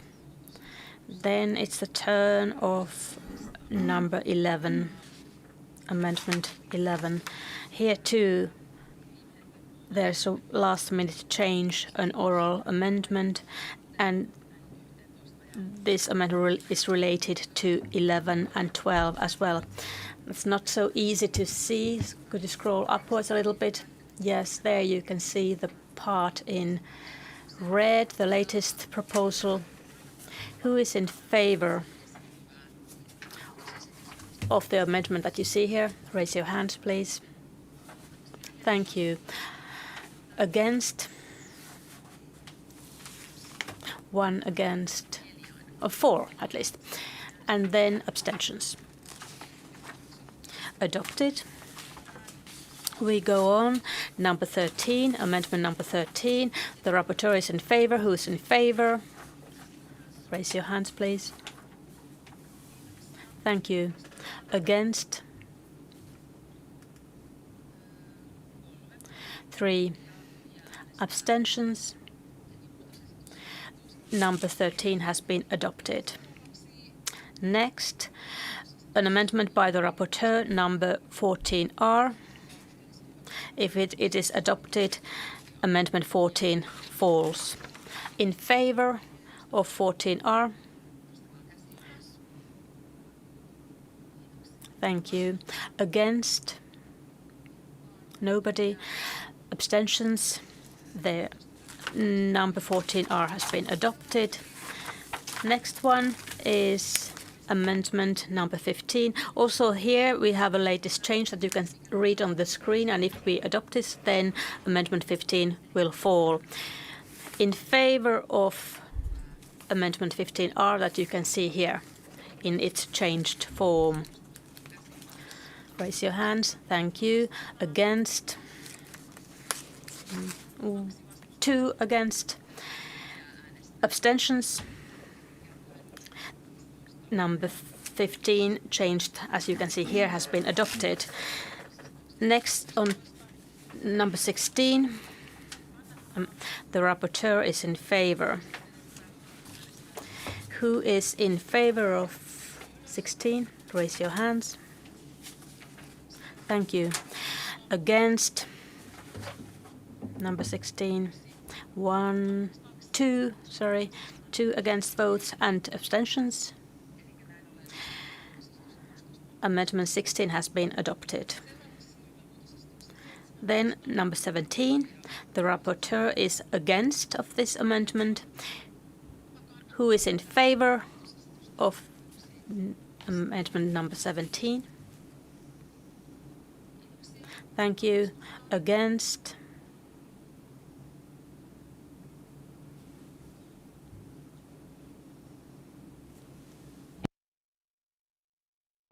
Then abstentions.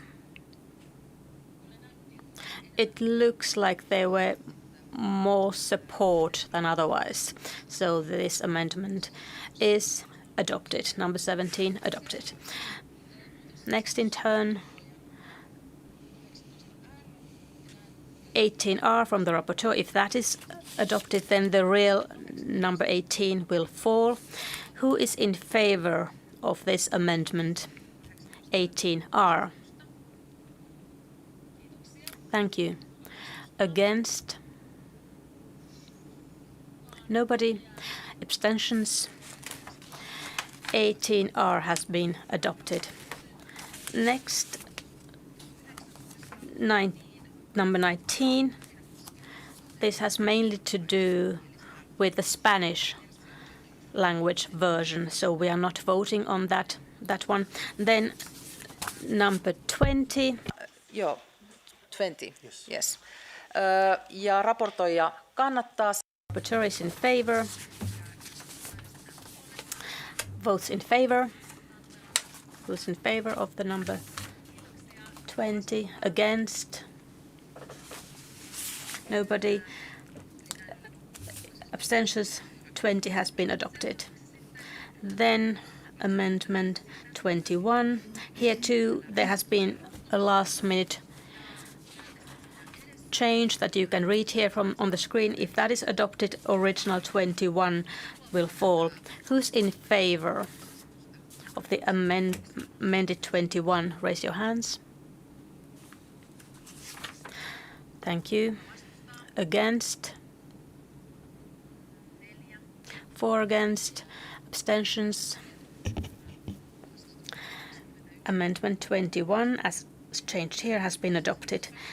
Amendment 22, here too there has been an amendment related to the Spanish version, so we are not voting on that one. Then amendment number 23, the rapporteur is in favor.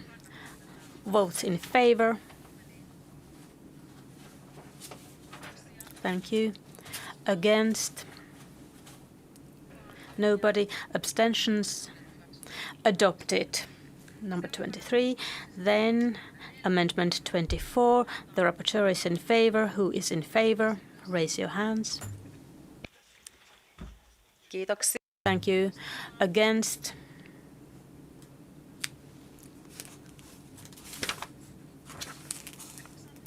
Eight. Abstentions? Number 24 adopted. Then amendment 25. The rapporteur is in favor. Who's in favor? Thank you. Against? Nobody. Abstentions? Number 25 has been adopted. Now, amendment 26. The rapporteur wants to speak on it. Just would like to add a short remark concerning this point. We do agree that this should be an important part, and point 36 in draft opinion says, suggest to work closely together in view of the future policy documents such as the Green Paper on Aging or the long-term strategy. So this part can be found in 6.36. That's why I'm against it. Thanks.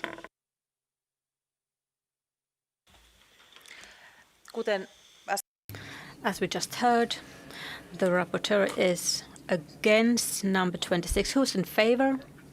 Raise your hands.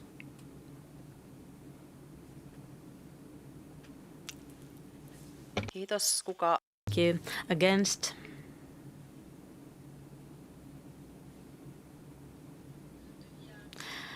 Abstentions? A little bit more of those who were in favor of the amendment, so it is adopted. Amendment number 27. There's also a last-minute change and version. Who is in favor of this version of Amendment 27? Thank you. Against?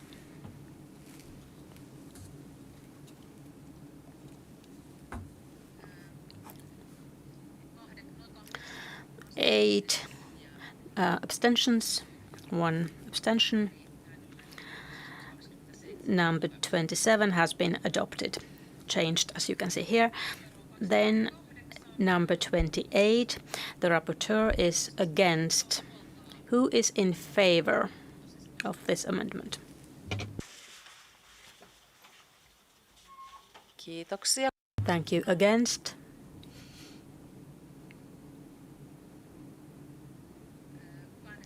Abstentions? It has been adopted. Now, number 29. The rapporteur is in favor. Who's in favor?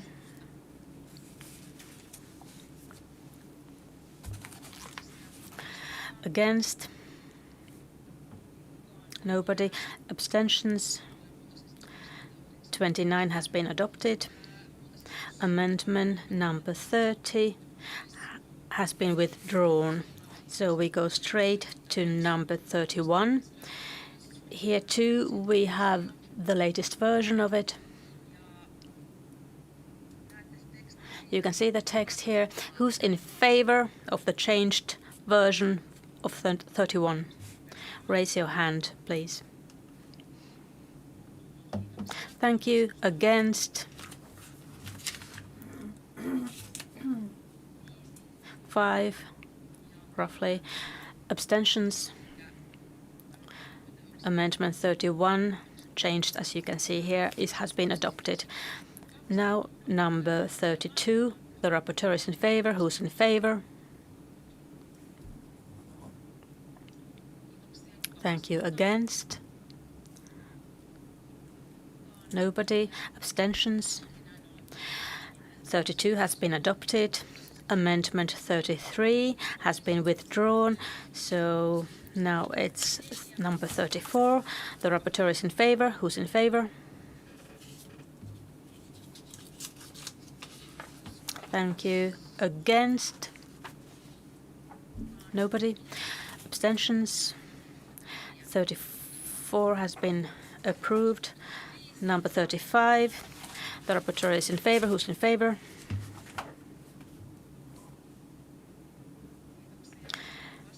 Against?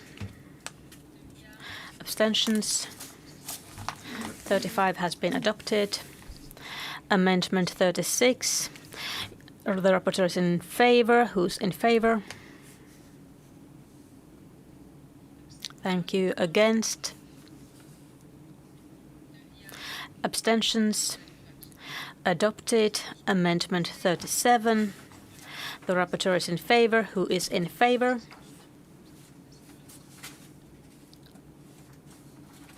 Thank you.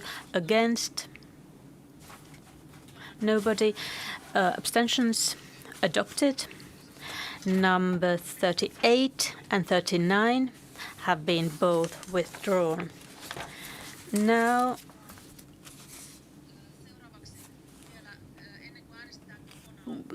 before we vote on the whole opinion from the PES, you have the floor, please.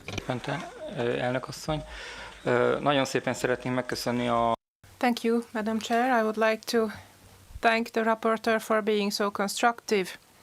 I think we have come up with an opinion that really reflects the colorful solutions that European countries, regions, and municipalities provide to this problem. What we need to see is that we need to pay attention to this problem continuously, and I'm happy that the Socialist Group could improve the quality of the opinion with its amendment, so I really support the report. Thank you. Ja, eli nyt lopuksi vielä At the end, we vote on the whole opinion. Who is in favor? Please raise your hands. Kiitoksia. Thank you. Against? 5 people. Abstentions? Therefore, the opinion has been adopted. Congratulations to our rapporteur. Thank you very much.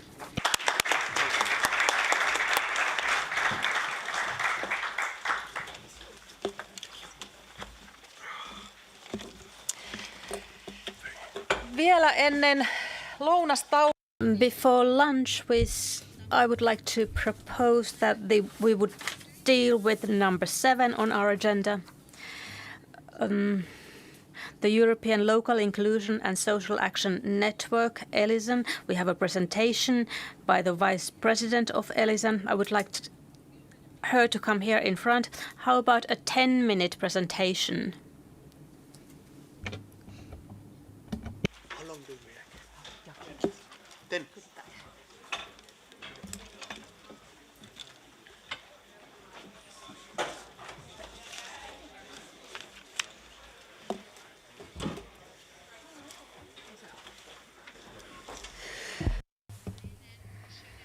Well, very good morning. Thanks a lot. Very, very happy to be here to meet you and talk together with you. I know, actually, we're running late, actually, and it's already a lunch break. Anyway, I'm going to take account of that in my presentation of ELISAN, give you a summary sort of overview of this particular network. One thing I've noticed along the way already is the degree of overlap, actually, with all these subjects in the Committee of the Regions that interest us all, really, in common. So that's interesting. We've got ageing, we've got family policies, we've got demographic movements taking place in society in different ways. So it's interesting to know that. ELISAN is social inclusion and social action. That's what it's all about. So the European Social Inclusion Social Action Network, that's ELISAN. It's based on a network of cities and municipalities and networks, all different shapes and sizes in different locations, right across the EU. And what we want to do is meet the challenges of a changing and developing society together, cooperate together across all the different types of borders there are, and they're not just geographical borders, but work together to meet the challenges of changing society. We do this at the EU level. I think we're stronger if we work together, and that leads to initiatives which take place, which then launched locally and regionally. I'm representing the president today, actually, the network, Sylvia Carrega, and Sylvia is the Vice Burgermeister, Deputy Mayor of Marseille. I'm very happy to see so many friends on the network here at this meeting. Max Troyot is here from France. Very nice to see such people. Also, some old friends from Greece that we travelled here together, actually, you know. And it's about 170 or so regions within our network. We've got Italy, France, Germany, Austria, Belgium, Greece, Sweden, a whole raft of different member states. So we've got the president, we've got 6 vice presidents, we've got a general secretary, and you'll see on the slide there also, well, it's not on the slide, but actually we have a general meeting for all our meetings once a year, and we choose a particular topic to concentrate each time. I'd like to talk a bit more about the work that we do in ELISAN. It's a meeting platform. We get together, we discuss. It's a cooperative platform in the social policy area across regions. So these meetings and these discussions and working on EU initiatives, international initiatives as well. For example, what the Council of Europe's doing, the UN as well. We're able to play a role in helping all these discussions along and participating in these meetings with these various institutions. The innovative European partnership in European projects, something we work on. Let me just deal with a few key issues we've been involved in recently, last few years. Firstly, EU social dimension. We did that work together with the ESC, and that was on energy poverty and the energy union. Then active ageing, and that was about an integrative approach to providing and coordinating social services for the ageing population. Then there was combating poverty and food aid, also the UN rights for disabled people, also social investments, innovation, work-life balance, non-take-up of social benefits was another heading. Prevention of domestic and gender violence, promotion of subsidiarity, youth employment, and also pursuing the UN SDGs, the UN Sustainable Development Goals. We've also been very interested in that in recent years. Actually, we contributed to that, as was said earlier on, and that was via the Venice Declaration. We've signed up to that. Venice is all about sustainable family policies, helping families in sometimes difficult times and circumstances. Gender issues, there's a real gender battle going on out there. The needs of children, all the various different ways that we can help families along. Aging, digitalisation, all these new technologies non-stop as they develop, dealing with that. Free time, spare time, disadvantaged families that are particularly exposed, socially speaking, and in other ways. So there's a lot to do here. And for the special UN meeting on 31st of October, we participated in that. We were at a special conference on that meeting down in Brazil. Our representatives were at that meeting, promoting this type of work amongst cities and municipalities. One particular thing we do is we promote cooperation and coordination based particularly on understanding best practice, because if we can try to be a little bit more systematic about that understanding of best practice, we can make it more available. We've been involved, where I come from, an Interreg project known as Consenso, and that's to do with demographic change, meeting the challenges of ageing populations, improving the supply of services and backup community care in the framework in which people find themselves getting older. That type of project is what we're interested in.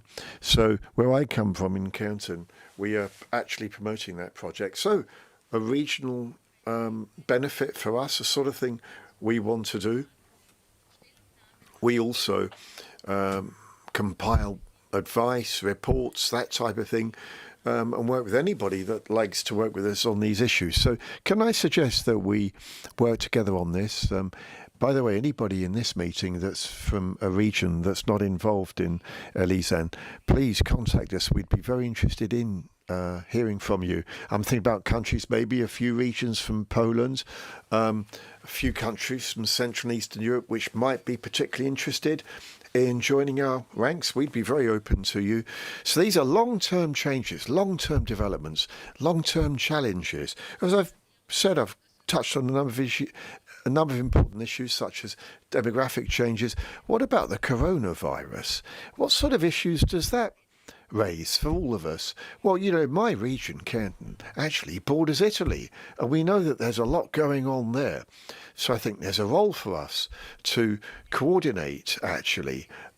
Borders are there for a reason. They can be a way of promoting cooperation. And just thinking about coronavirus, if we can cooperate cross-border, that's a very, very good thing. Sort of thing we like to do. Valtion terveys- ja sosiaaliministeri ja Elisa-verkoston varapuheenjohtaja Beate Bretneriä tästä alustuksesta. Ja nyt meillä olisi mahdollisuus 1-2 kysymykseen tai kommenttiin. Ja We have time for one or two questions. I want to thank Mrs. Beate Pretner for her presentation. Well, thanks so much indeed. I'll be very brief about this. I'd really like to welcome this initiative. I think it's absolutely excellent. It's pretty clear that across European regions, we've got the role of the Committee of the Regions, but all sorts of other networks and cooperative models. That helps regions, it helps municipalities. We need partners wherever we can find them. All sorts of different partners doing all sorts of different things. Our recent report, Demographic Developments, Demographic Changes, reflects all these understandings. I think in our group, what we want to promote really is cooperative relationships where we can work together. If we could promote this type of approach and indeed exchange this network, it would be excellent. Our colleague there Madam Breton was talking about these statements and declarations which we can also build on and talk to people about, because they do hold some good ideas which we can then develop further in practice. Yeah, Central and Eastern Europe, Baltic countries. I'd just like to suggest that maybe we could promote further cooperation in those regions. Another point important when considering the role of LE-SAN, which LE-SAN has told us they're really interested in, is the UN and the SDGs, Sustainable Development Goals. Apparently they've been rather key, I've been led to understand, in achieving some really quite a respectable reputation that LE-SAN has acquired in recent years, particularly in the role of supporting work with the UN on these SDGs. So thanks very much indeed for coming here. Thanks for your presentation. I'd just like to agree with what you said. Thank you very much. If you want to comment what was just said, please.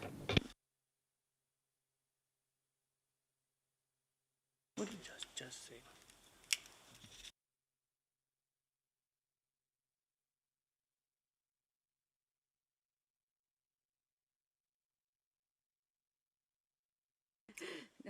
Yes, thank you for the comment and thank you for the invitation. And I want to invite you to be part of LE-SAN.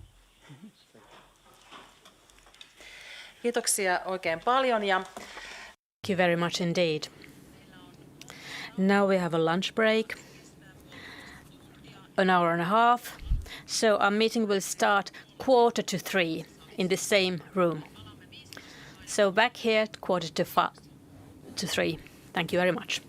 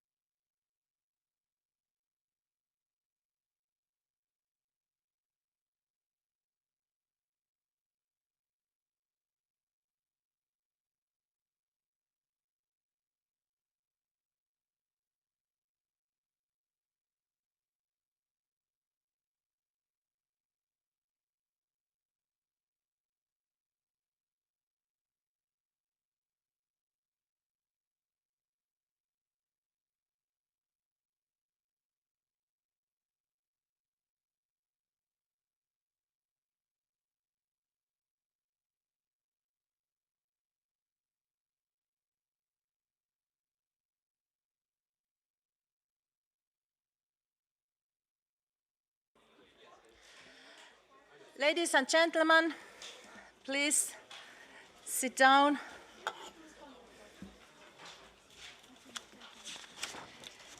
Jatkan suomeksi. I'll go back to Finnish. During the lunch break, we had a little conversation with the Secretariat of the SEDEC committee about the previous point, number 5, where we were discussing this year's working program and how we are going to prepare it all.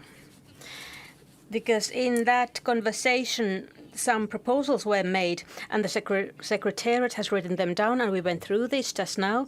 And our conclusion is that now that the Secretariat starts the preparations for the working document, would it be okay for you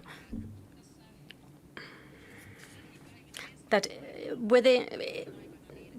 during this or next week, the Secretariat would liaise with political coordinators about how we will formulate in the working program the questions that were just raised over the lunch break? If that would be suitable for you, then we can go make some progress on this one today. And now point 8, European Commission's communication on a strong social Europe for just transitions. And we have the pleasure and honor to have the Director General from DG Employment, Joost Korte, who will give a presentation about this important issue. The floor is yours. This one, yes. Thank you very much, dear President, and thank you for giving me the opportunity to address your newly composed committee at the very start of the mandate. My Commissioner, Nicolas Schmit, was here already in December to address the plenary of the Committee of the Regions on his overall political priorities for the mandate of the von der Leyen Commission. And I think it's now the good moment to come back to this. Why? Because on the 14th of January, so that's a bit over a month ago, 6 weeks ago, the Commission adopted a communication that is called A Strong Social Europe for Just Transitions. This is an important paper. I think it's an important paper for 2 reasons. One is that it has quite a concrete roadmap with 22 initiatives, which the Commission is going to bring forward between now and, let's say, the middle of next year. So we have, in a way, as I said, quite a concrete indication of what is going to come forward from this newly established Commission. And secondly, it's also an important paper because I think it explains rather well what the sort of political narrative of the von der Leyen Commission is. And let me just say a few words about that before we go into more concrete proposals. I think it's interesting to compare what was done, to compare this Commission, the new Commission, with what was done under the previous Commission, under the leadership of Jean-Claude Juncker and Marianne Thyssen. And I think that Commission was really marked and will forever be remembered by a very high ambition in the area of labour law and social Europe. I think if my counting is correct, there were 27 legislative proposals made by the Commission, of which 24 have been adopted by now. There are 2 which of these 27 that are still pending because they are relating to the multi-annual financial framework. This is the regulation for the ESF and for the Globalization Fund. And then there's one other regulation which is still stuck in Parliament and Council, and this is on the coordination of social security. But all the other proposals have been adopted and are by now being implemented. So it was not so easy to then say, to then come up with a concrete plan after that enormous activity, also taking into account that member states, of course, still have to implement these regulations and these directives, which is in itself, I think, a very considerable task. Of course, at the same time, it is clear that the challenges for the European Union in the area of labour law and social have only grown. So it is clear that the Commission needed to come up with a concrete and ambitious plans, and this is what has been done. And the title of the document, A Strong Social Europe for Just Transitions, was not chosen, I think, by coincidence. The key word are these transitions, just transitions. It is clear that our societies are undergoing massive changes and also very speedy changes in the area that I am responsible for. These changes are driven by, I think, first and foremost, the climate change agenda, and also by the digitalization, together with demography. The population is shrinking in many parts of the European Union, and also the impacts of globalization. And these things are happening, and they're going to happen. There's a clear policy on the side of the European Union on climate change and also on digital. Last week, the Commission adopted a number of important papers concerning the digital future of Europe.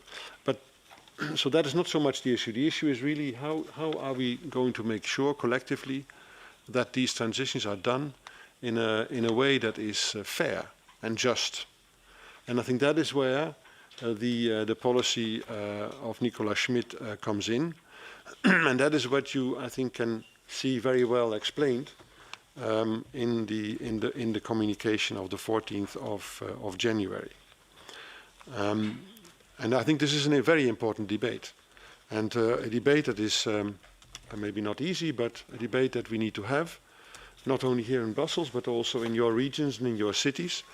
Because my feeling is, and I think the feeling of the Commission is, that climate change policies are necessary and they will be put in place, but they can only be successful if the families and the people and the workers and the young people are convinced that this transition will be done in a fair and just manner. I think that is much more where the debate is in fact already starting in many member states, and this will only intensify.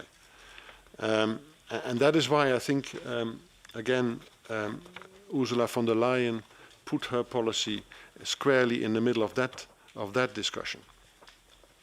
One very important element in that discussion is the European Pillar of Social Rights, which was declared at the summit in Göteborg in 2017, so in the previous Commission. And what is one of the most important initiatives of the new Commission is that there will be an action plan to implement that pillar of social rights. This was a clear commitment that Ursula von der Leyen took, and also I should underline that the heads of state and government of the member states also are of the view that the social pillar should be implemented, because if you read their strategic agenda, which was approved in June of last year, they say literally that the pillar should be implemented at EU and national level with due respect for respective competences. So there is, I think, quite a big political support for this. And that's also, I think, very important. My main message basically to you today, to this committee today, is that we would like to call upon the committee and SEDEC in particular to help us defining and building this action plan. The timing of the action plan is pretty much clear and decided, because the Commission has launched a public consultation in January, which will run until November.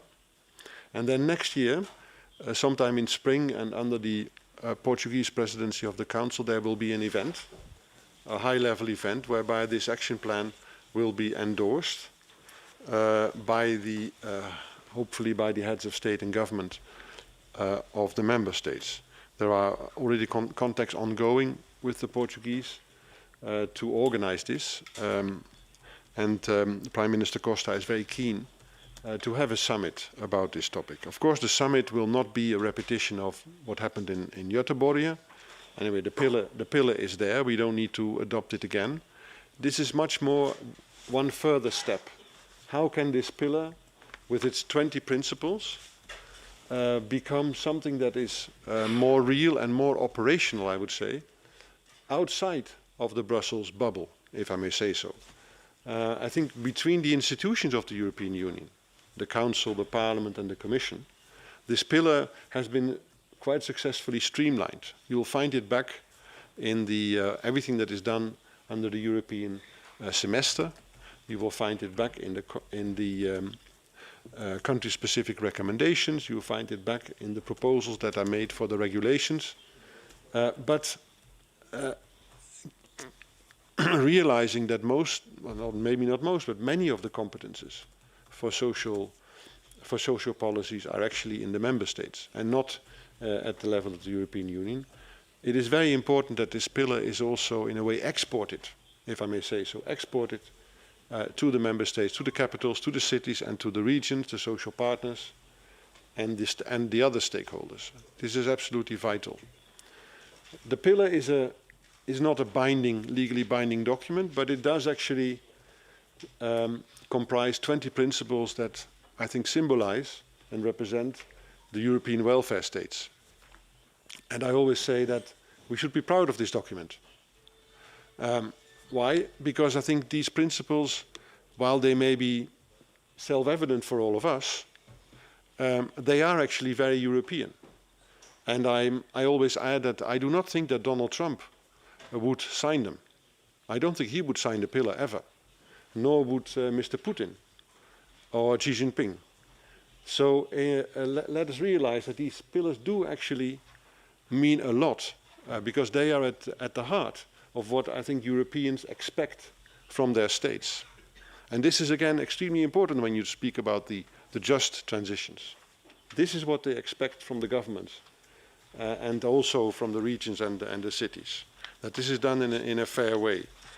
And that's why I would really call upon you and I call upon the committee more broadly to help us establishing this action plan. As I said, the consultation is running until the end of November, so there is ample time, and I would really look forward to an opinion or another document that comes from this committee to contribute to our reflection about this. And then next year we will have this event in Portugal to endorse the action plan. There are other things as well in the communication of the 14th of January. I mentioned already the 22 proposals. You can find them in the annex. Let me just briefly take you through the most significant ones.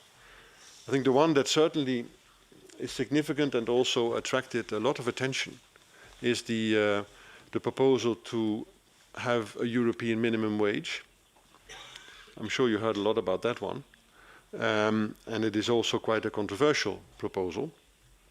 The Commission is now, after the President took her commitment in the European Parliament last year and confirmed her commitment in her political guidelines, we are now working on this proposal. Under the European treaties, the Commission is obliged, before it makes a formal proposal to the legislator, that is the Parliament and the Council, before we can do that, we need to first consult the social partners. And this is now happening. This procedure is laid down in Article 154 and 155 of the treaty. And that means that we are now in the first stage consultation of the social partners. It actually runs out, the first stage runs out at the end of this week.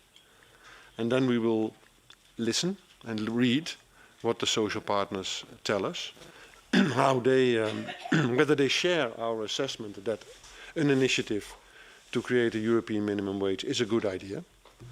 And if so, we will then go into a second stage consultation, which is also in the treaty, whereby basically the question will be to them, would you please negotiate among yourself this instrument?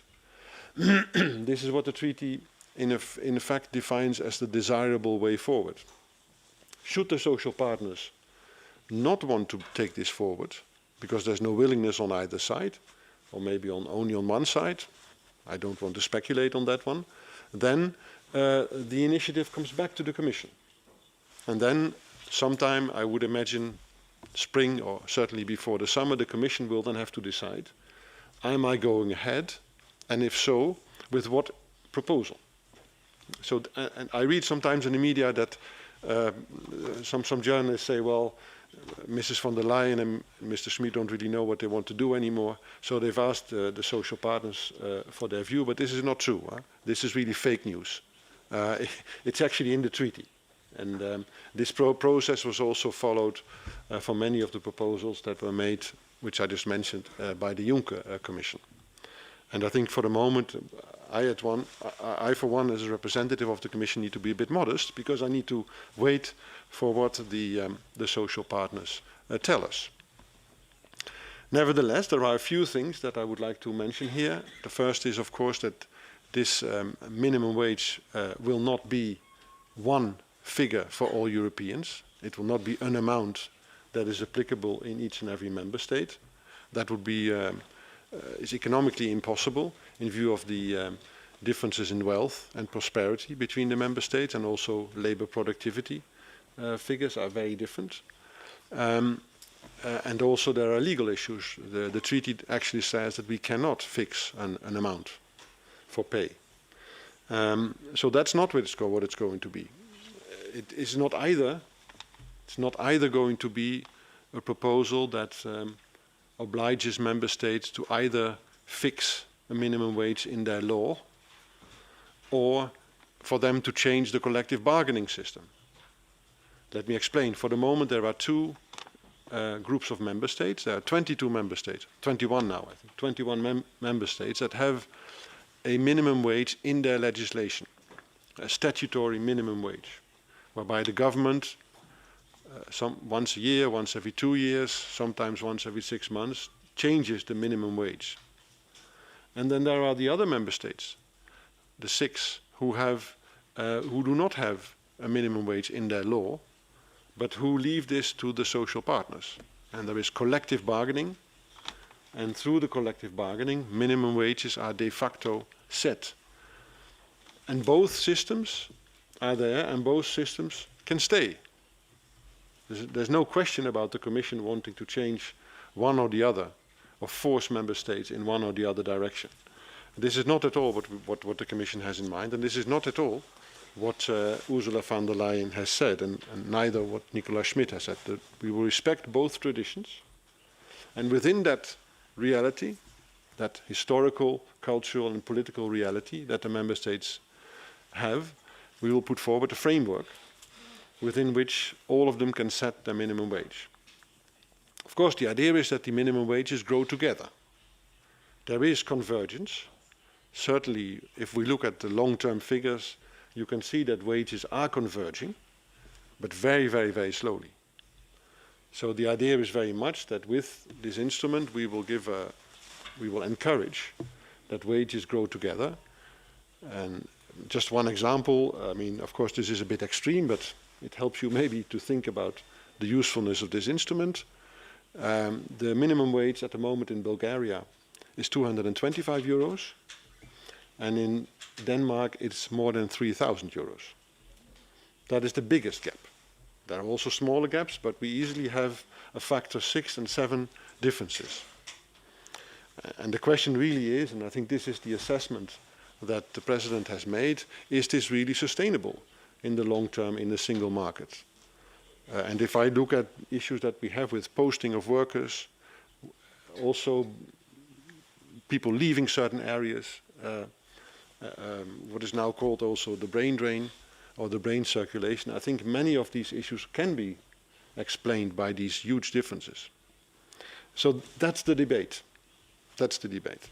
And it's not about the Commission sticking its nose into the systems of collective bargaining or forcing member states to change their legislation. This is not at all what it's about. It's a much more sophisticated debate, and we are really looking forward to take this forward. The second important chapter in the communication is about skills. Skills, and here I can announce that on the 18th of February.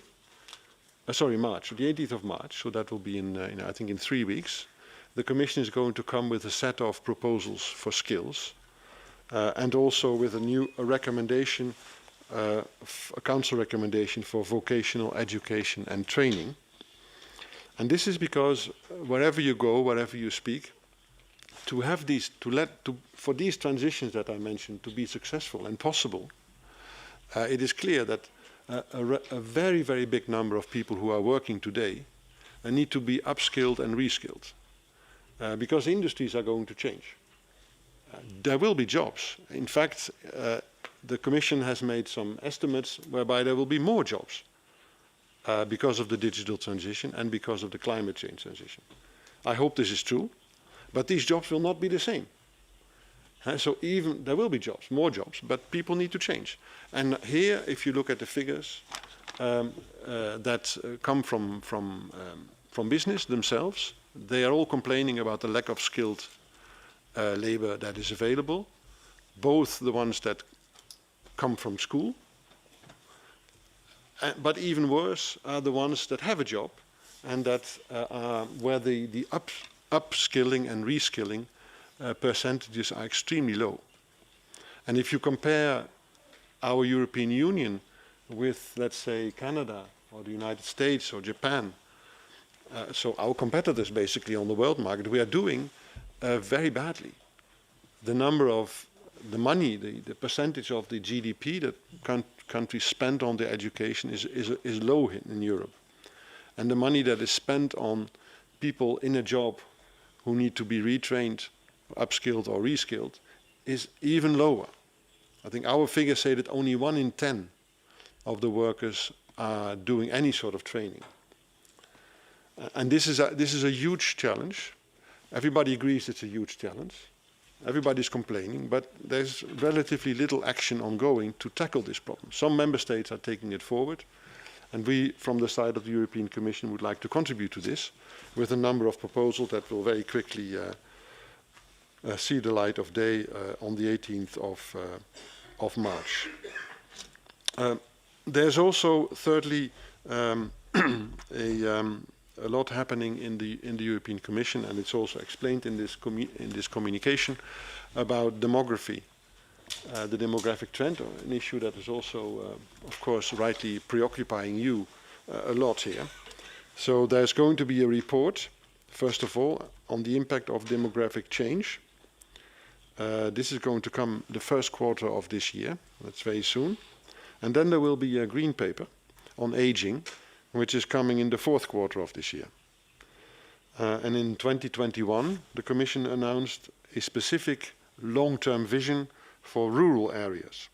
Of course, in rural areas, the demographic decline is felt already today and most harshly.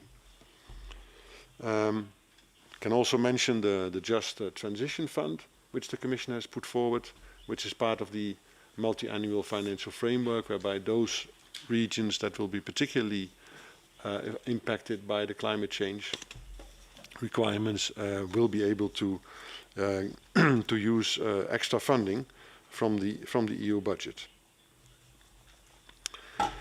Finally, and wrapping up, Madam Chair, just a few more points. I think also interesting for the Committee of the Regions. I think you've been dealing with this also in the past. Platform work.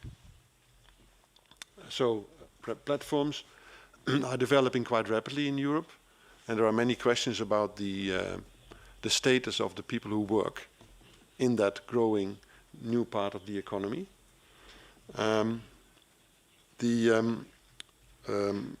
Commissioner Schmid, my commissioner, was asked by Ursula von der Leyen, or I think he was actually rather instructed by Ursula von der Leyen, wasn't really asked, to look into the possibilities to promote the rights of workers in the platform economy. So this is what we're going to do. This is a very complex and very quickly developing sector of the economy, and that's why it was decided that we are going to start with a big meeting, with a summit, a platform summit on the 22nd of September, where we will bring all the players together, also in particular the business side. And from there on, we will then take forward this agenda, and I cannot rule out that at some stage there will be legislative initiatives. There are a number of obvious questions. The first is that many people who work in the platform economy, they are self-employed, which means that they do not have the guarantees that are granted by labor law in the member states. It also means that they very often do not have sufficient coverage for sickness or illness, invalidity, no pensions. And this raises a lot of questions. Of course, if you're self-employed, you are a lot cheaper for your employer. I think by and large, it's about half the price, because you don't pay any social premium, or a lot less. Depends a bit from member state to member state. So this is one big group of issues. And there the question really is, it's too early to answer the question, but we're looking into this, and that's why this conference in September is so important, whether there is room for a European Union legislation to set a minimum. Whatever the European Union does in the area of labor law, it's only a minimum below which no member state can go. You can always do more, but there are minima which also flow from the European Pillar of Social Rights, which are non-negotiable in a way. And that's why they're so important for our welfare state. You cannot go below a certain level, and that is also to ensure that nobody is left behind.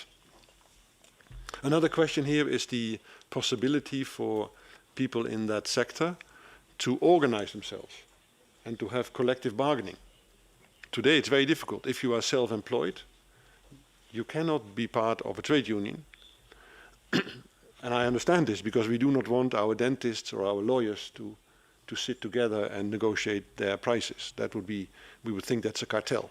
We don't like that, and rightly so. But or the consultants of McKinsey, or what do I know. But here, of course, we are talking about a different group of self-employed people who are at the bottom of the labor market.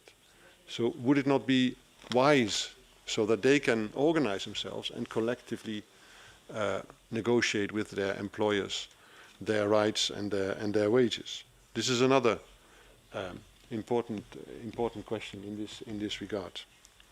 Finally, three quick points, and then I will wrap up. There will be also a European gender equality strategy. The Commissioner has appointed, the President has appointed a specific Commissioner for Equality, Commissioner Dalli, and she will come with her gender equality strategy in March of this year. There will also be a new strategy for disability, people with disabilities. That will be early next year. We are working on a modernized youth guarantee for unemployed young people, and also on a child guarantee.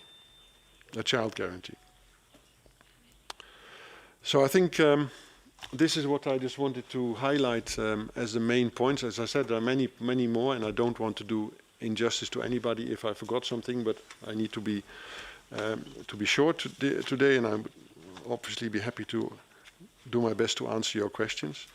I would like to say finally that we have worked extremely well together with the Secretariat of the committee on the regional dimension of the European semester, which last year came out with, we came out with our employment report, where for the first time we have managed to come with figures, not only EU figures,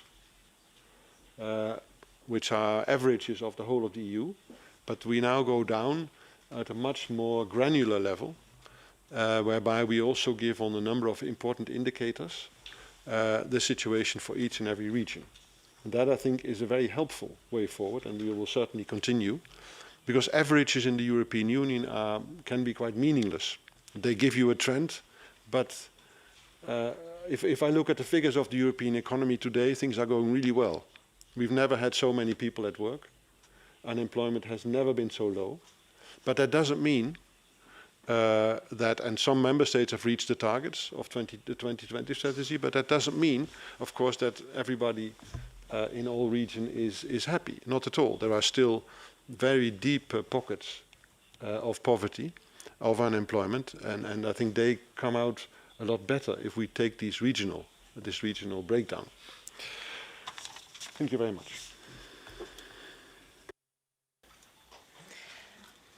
Kiitoksia tästä oikein. Thank you for this very informative presentation, Mr. Quarter.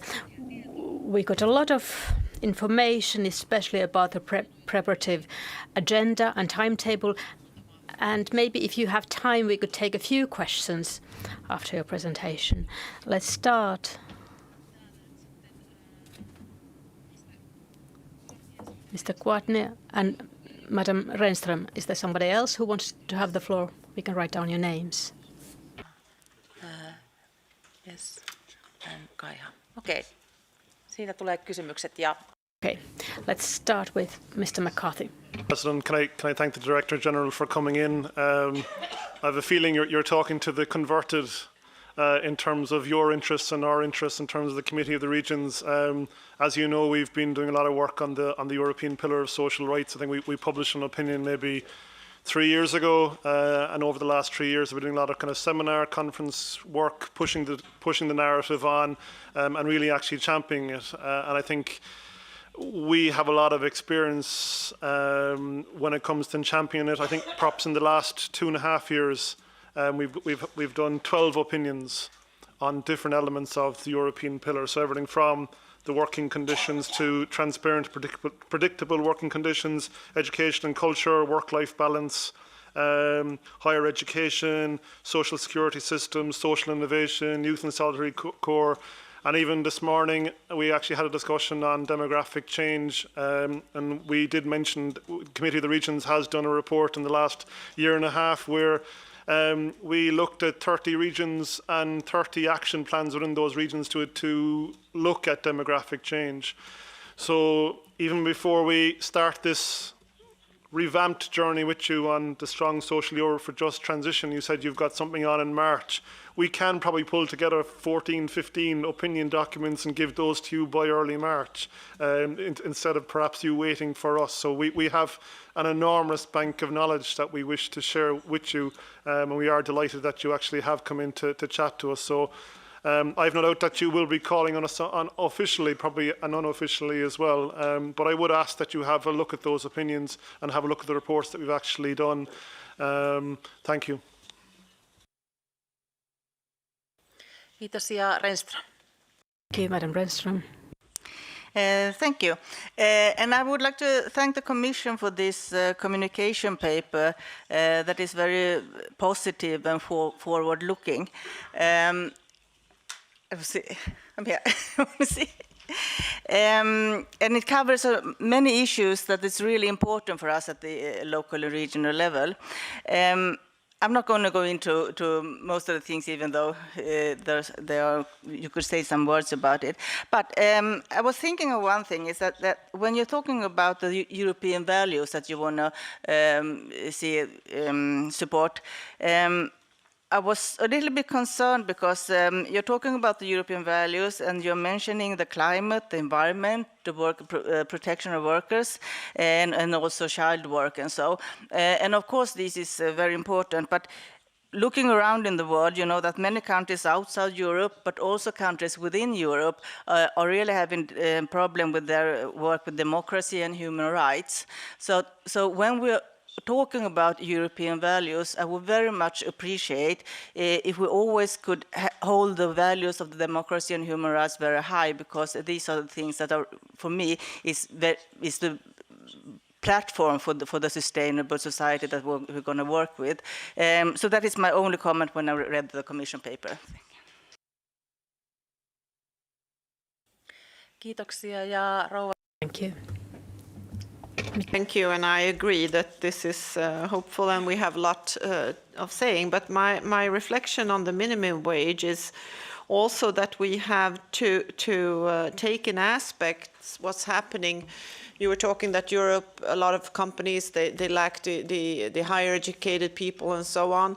And when we talk about minimum wages, it's also jobs that are not so qualified. And now that we are in this transformation, many jobs that are, how should I say, don't demand so much education are also automized and taken away. So I don't know by the time we have the minimum wage if it will really do so much when we see this very, very fast automation. I was in Norway, for instance, and visited a company that makes machines for, instead of bakers, they make bread. And this machine that they say that this company said we lack programmers, because when we program these machines, the former bakery doesn't need any bakers, because this machine makes it cheaper, cleaner, more efficient, and so on. So the few bakers that are going to be left are they who really know how to do the handcrafted thing. But otherwise, a lot of simple jobs. So I don't know. Then there's another aspect of the gender equality. For instance, in northern Sweden, in Kiruna, where we have many mines, it's been a traditional, very male sector. You didn't have much education. You can work in the mine.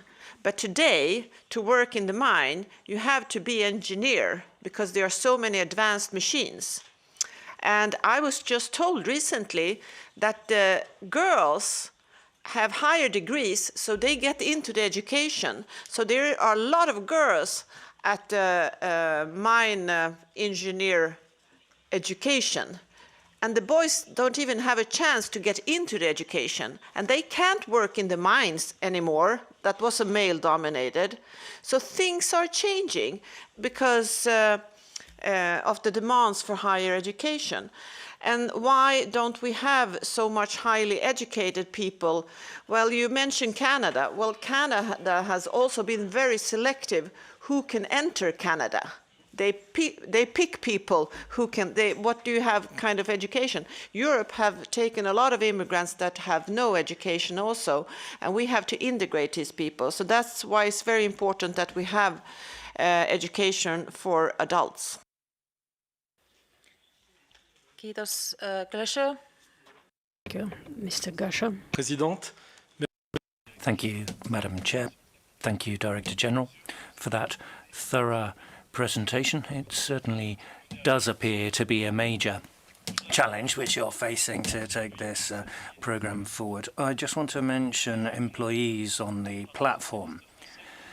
In the French Socialist Party, we've worked on this, and I'd like to tell you a story. A year ago, we had workers on the platform saying, don't force us to take employee status. We want to stay as freelance workers, self-employed workers. And they came back and said, don't leave us here as self-employed. Let us become employees, because we tried to get better protection through the platform and failed. So they changed their tune. Now, the way in which you presented this could potentially lead to an agreement if we say, on the one hand, there are self-employed workers where there could be a minimum level of protection. That could lead to disagreement. But if we take as our starting point and say, what's the dividing line between the definition of an employee and the definition of self-employed, which is a very difficult definition in terms of European law. What is the subordination relationship, if you like, to say one person is employed by another and should therefore be considered as an employee and not be considered self-employed? If you do that and say member states can decide upon their own labour law provisions, and there is some degree of flexibility in many member states in terms of the way in which employee status is determined, what you could do is say there is a European rule, does provide protection, and it does respect people's choices as to whether they wish to be employees or self-employed. But one thing it doesn't do is exploit so-called self-employed people who actually have to follow instructions as if they were employees. Viimeisen puheenvuoron. The last time floor, Mr. Kaya, and then if our guests want to comment on this. Thank you, Madam Chairman. Thank you also to Mr. Korte for being in here and making his contribution. I agree that it's important that the changes and the transitions we're looking at have to happen in a fair and just fashion. We don't want to have new divisions in our European society. In an ageing society, the number of workers is decreasing, so there's more and more need for well-trained people. A baker tomorrow or even today must be data-wise. If you talk about transition and the digitalization of society, we need skills for workers without recognising the new skill agenda for Europe. Perhaps Mr. Korte could tell us how far we've got on that and what we should expect in terms of the digital economy. It's important to have a separate agenda and also to think about the human capital agenda, particularly at regional level. We see high levels of specialisation. This requires better coordination between governments, education and business to come up with a correct balance. It's important that the Commission supports this, for example, via the EFSI fund. I'd also like to ask briefly whether funds will actually be available for this particular engine in the short term, particularly for the transition to data and the climate. So thank you very much for these questions and the encouragement and the support. Much appreciated. Yes, Mr. McCarthy, I know that many opinions have been delivered, and we read them. I think now my question was more, if I may say so, for this action plan. To make it something that is also not just a reference in Brussels for us here and in the Council and in the Parliament. And I mean, as a Commission representative, I'm very proud about what was achieved. When the pillar was proposed in 2016, it was very controversial, and now even the heads of state and government of the member states have in a way embraced it. So this is a massive success, honestly, in having this reference document there that guides the policy making. Now, I think where I have my doubts is to what extent this reality that is very much ours here is also real when it comes to national policy making and regional policy making, whether it's a living thing when you go down to your region or your city, whether people talk about the pillar.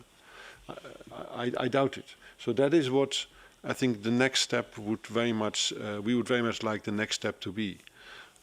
And also to see, and that will require a lot of advocacy, I think, advocacy and support from important people who have been elected in the region and in the cities. And that's what I was hoping that the committee might help us on. Secondly, Mrs. Renström, yes, you're absolutely right. Of course, the values start with the value of democracy and human rights, and also I would add rule of law. Those are, I think, indeed the key values that we need to support. And I also agree with you that the values that I expressed are, of course, in a way following those. But since I'm only in charge of the second group of values, and I have other colleagues who know much more about human rights and democracy, I didn't really mention it up front, but you're totally right, of course. And the one cannot really thrive without the other. Mrs. Drenjanin, yes, I think it is true that jobs are being automized and taken away, but as I said, I think also many new jobs are coming. When the robotica and the automation started, there were very frightening analysis made by university, by professors, and also by the OECD about the number of jobs that would get lost. I can happily say that if you follow the studies now, the percentage of jobs lost goes down a lot. Well, now I think some wisdom seems to be about 8% of jobs are lost in a way. These are very often jobs that are very repetitive, and jobs that maybe, okay, it's not good to lose a job, but is it really worthwhile to protect those jobs when people can also do maybe more creative work and be happier? So I think, yes, this is a transition process, and it's indeed the process that we need to accompany. And I think the governments and employers, social partners will play a very important role in making this transition happen, and it to be also in a way successful. At the end of the day, there is a shortage of labor. I'm not sure about Kiruna, but it wouldn't surprise me that they need more people there. than they have today. And I think this is true in many other parts of the European Union. Unemployment has never been so low.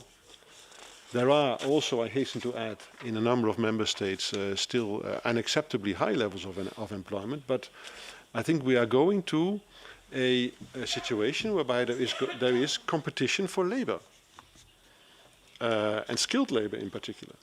I don't think this is going to change. So the whole, in a way, concept that we have been going through in the financial crisis is changing very fast. I find it fascinating also to see that instead of speaking about a free movement of people, we now tend to speak about brain drain.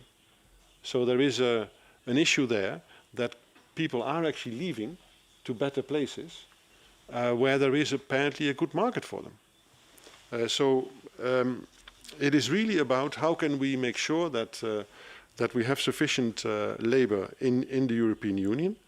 And this means also, as you said yourself, that women need to be employed much more. In Sweden, I don't think this is a problem. You're always the highest score, I think, in the world, so you're okay. But there are other countries where the score is a lot less good, and I think this is, in particular, if girls and women tend to be better trained now than men, as you said. It's just also whatever you think about how you want to organize your family or your society, that's your own choice. But it's one thing is for sure, it's a waste of capital. It's a waste of capital. If these girls have been to university and are very well trained, and the only fact that they have babies means that they lose out and never catch up anymore, this is not very clever in terms of economic investments, let alone all the other much more complicated questions about how you organize your society. Monsieur Clergeau, oui. I think we actually agree entirely between the two of us. Perhaps I didn't express myself properly. Indeed, there's eternal issue of the self-employed on the one hand and employees on the other. That's been discussed from each and every angle that took place when we had a debate with Council and Parliament on working conditions, the famous Working Conditions Directive. It was ultimately adopted. The Commission had proposed a European definition of a worker, an employee. Could we reach an agreement on a European definition that was not accepted by member states? They didn't want to pursue that. So we now have a situation where each member state defines its own status. In fact, you could have several different statuses in member states. There's some statuses for taxation matters, another for social benefits, labour law, and so on. So it's all extremely complex. But I agree with you that there is, at some stage, a dividing line between the self-employed and employees.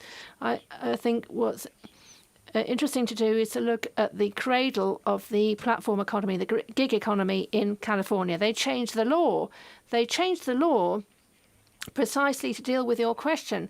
That's because they understood that where you have all these big multinationals, there's practically no employees. Apple, Uber, Amazon, and so on have practically no employees. Having said that, there are loads of people passing through their doors every day and going out in the evening, and that's all they do. So they changed the law in California to have a much clearer definition of what constitutes an employee on the one hand and a self-employed person on the other. In my own country, in the Netherlands, there is again a major debate underway. That is because 25% of the labour market consists of the self-employed, 25%. There's extremely flexible legislation on workers. And often, as you say, these are people who wish to be free up to a certain stage. When they hit 40 or 45, they start getting worried about their pension quite often and their future. The independent commission in the Netherlands that carried out an analysis of the labour market concluded that this was not sustainable. It's not going to work. And that's not least because there is a lack of financing for social welfare. So if you're not insured, or if you're only partially insured, you're going to ask the state to help you out. So there's a clear problem of funding there. I don't know where that discussion is going to lead within the European Union. Hence, the need, I believe, for a certain amount of caution. We really need to have a better understanding of what's happening in this part of the labour market. And I wouldn't rule out coming out with legislative proposals at some stage on this. We may well try that again. And now I can speak my own language. Something quite unusual that practically never happens. Well, you talked about the skills agenda and the importance of human capital. I agree with you entirely. If we look at the strength of the European Union, the strength of our economy, then it's human capital. We don't really have that many resources. We do have some mines, but not many. So we really need to rely on our people, and investment for human capital is therefore all the more important. With respect to skills and funding on behalf of the European Union, well, we have the European Social Fund, and the new European Social Fund is also stimulating and subsidising the skills agenda. Now, obviously, it's up to each member state to determine which share of the financial allocation will be set aside for that. And I don't think the discussions in the Netherlands are heading in that direction. Because for a fairly wealthy member state, it's not really all that much money. So the intention, therefore, is often to use the limited funds for other purposes. Apart from the ESF and the Regional Fund, we also have the Invest EU programme, which is a follow-on from the Juncker Fund. These are loans to the tune of billions of euros to invest in the skills agenda. The Commission is also busy examining what were called individual learning accounts. Again, these initiatives in the Netherlands, each employee would be given an entitlement to be trained. That might be in monetary terms or time. And very often it's time that's a problem in terms of an employee's relationship with his or her employer rather than money. And in SMEs particularly, the main problem is that there's no time. If you have 10 employees, you can't release somebody to train for a month. So we're trying to solve that conundrum with individual learning accounts. We already have this underway in France, and other member states are in the course of introducing similar systems. Thank you. Kiitoksia oikein paljon. Thank you very much. Now we'll move on our agenda. Next, we are going to speak about the opinion on regional innovation scoreboard and its impact in regional place-based politics. I would like to invite the rapporteur here to the podium.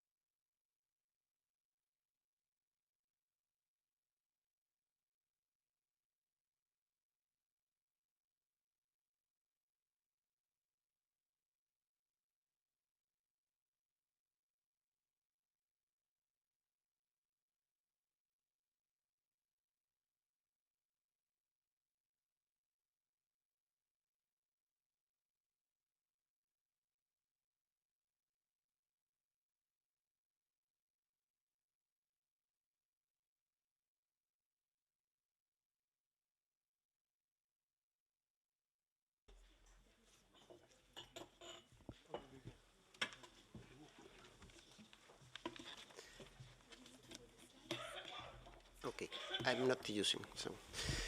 So, buenas tardes. Good afternoon, everybody. Thank you, first of all.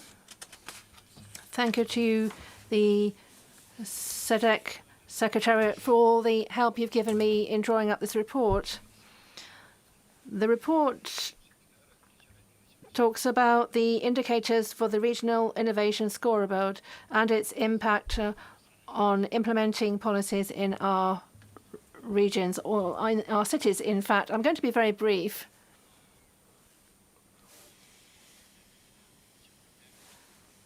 And then I'll pass the floor over to two members of the European Commission who'll go into much more detail into what's subsumed under this title, Regional Innovation Scoreboard. But before we get to this point, and before we have an exchange of views, I'd like to address the three issues that are raised in the document. First of all, we'd like to say that, as we've heard already, the European Union has lots of plans to develop and implement various strategies. We're coming to the end of the period 2014 to 20, where we've seen the Innovation Union, lots of flagship initiatives that have been rolled out with various financial instruments. One of those, as part of the policy toolbox, was Horizon 2020. It's now being renewed. We've heard in this committee about the Green Deal, the Digital Europe, artificial intelligence, and so on. So once again, we're seeing the whole EU strategy for 2021 to 2027 being completely overhauled.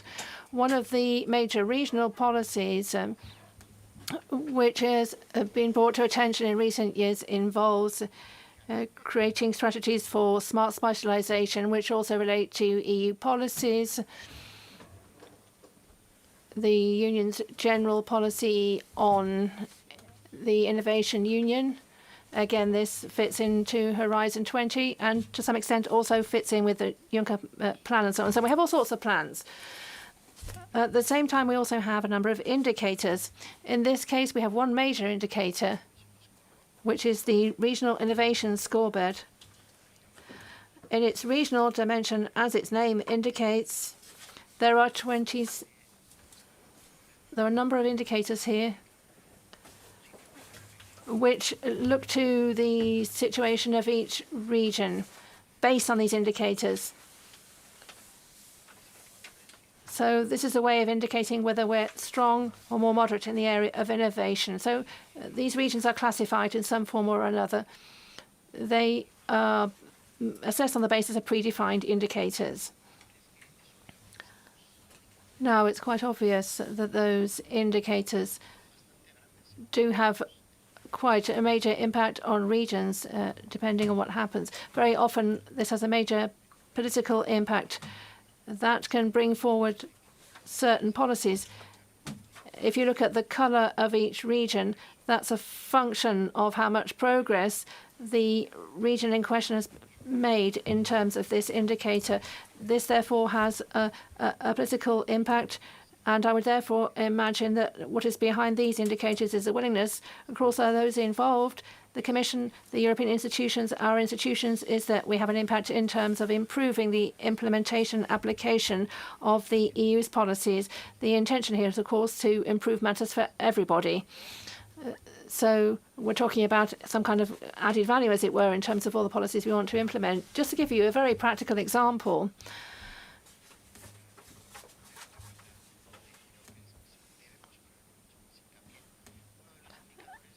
and to concentrate on one point in particular, one of the indicators talks about the cooperation between SMEs at regional level, but also it can be interregional. There are many EU policies which support these measures with the cluster platform, the Horizon 2020. This involves a whole number of calls that could provide assistance, then COSME, then component 5 of the Interreg program, etc., etc. What I'm driving at is this. If you look at the Regional Innovation Scoreboard, there's a split between the two elements here. There's a split between the whole EU strategy on innovation, EU strategy on regional funds, policy and so on, everything geared towards smart specialisation. There's a dissonance here which is not reflected in these results. If you have a political decision making receiving the data from the regional innovation scoreboard, at the same time there needs to have a clear message saying that if you want to make improvements, the European Union is offering the following instruments so you can improve your policies. This is the area where I think where perhaps the Committee of the Regions could play a relevant role. So the title of the report will be to look not only at the Regional Innovation Scoreboard, but its impact on drawing up and implementing regional place-based policies. Obviously, there will be other aspects in the report.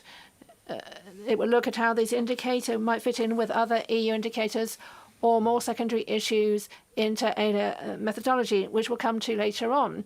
I'll leave it at that.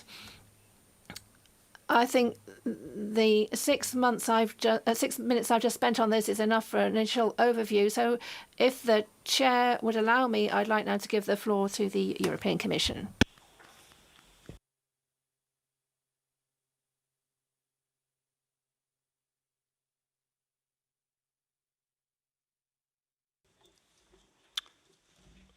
Thanks very much. So we have a short presentation. Shouldn't take too long. I just really wanted to... Can you put it in this presentation?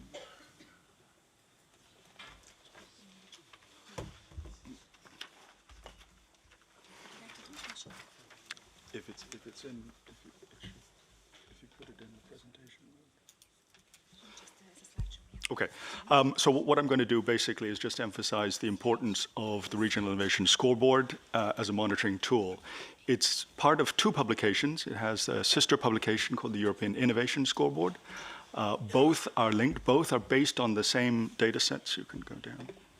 Do you have the click? So they're both based on the same data sets. As mentioned here, both provide a quantitative monitoring framework for the comparison of innovation performance.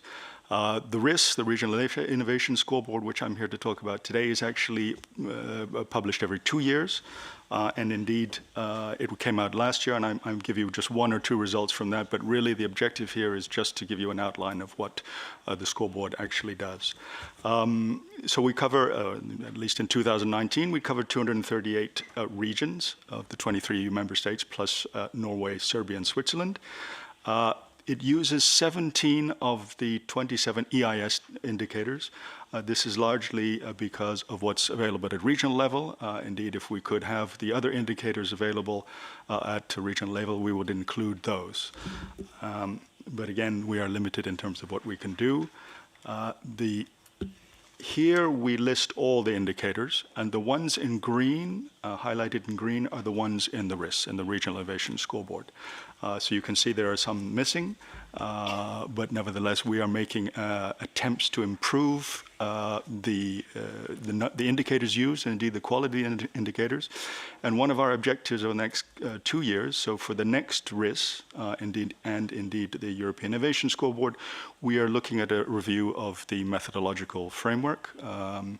And the measurement framework, and so we are looking in detail at the indicators and possible additional indicators for both publications.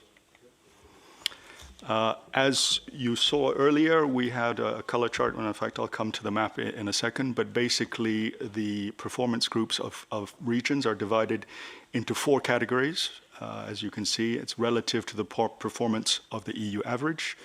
More than 120%, 90 to 120, 50 to 90, and below 50. Within, these are the categories within the EIS. Within the RIS, we have a more detailed breakdown, breaking each of those categories into 3 additional categories, resulting in the map that we saw earlier. So we have 12 subgroups in total.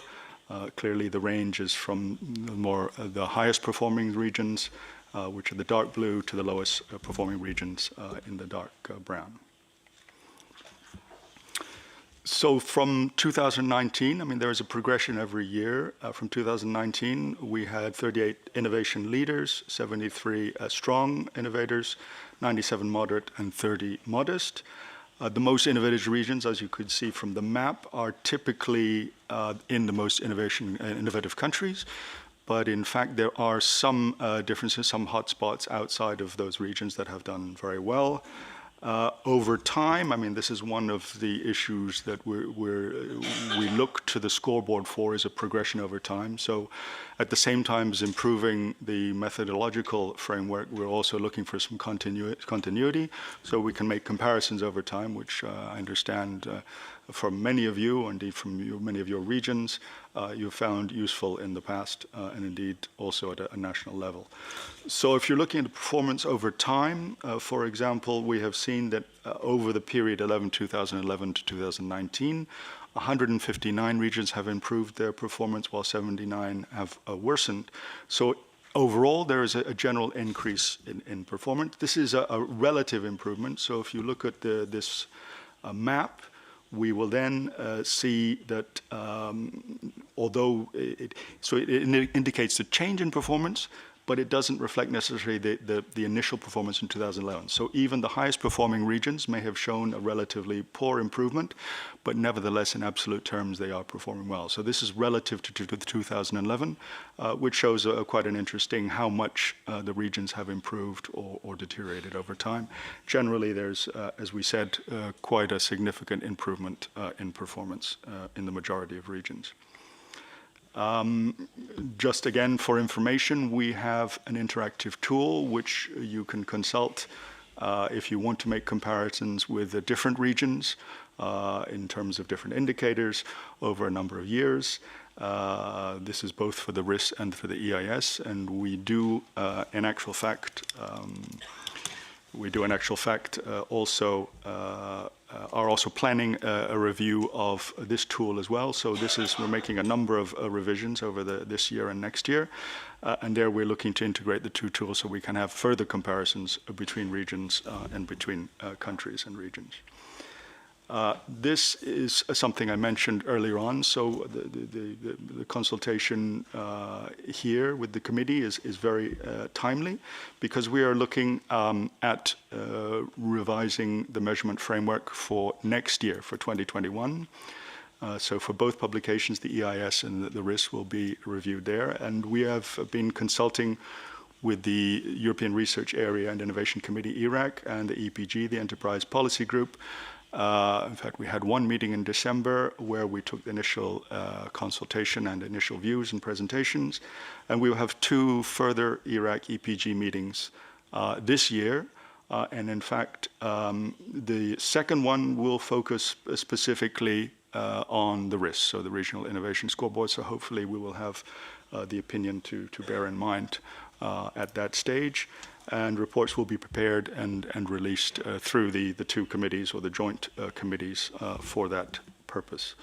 And I think that's pretty much it. So if you're interested in either the tool or in further information or the scoreboard, there's also a methodology report to explain in detail how we go through the various indicators, how the method involved in the analysis. And indeed, there's also further information on, in fact, regional level reports, which take the basis of the results from the scoreboard. That's it. Thank you. If you have questions, or perhaps after the next presentation, I would be happy to answer them.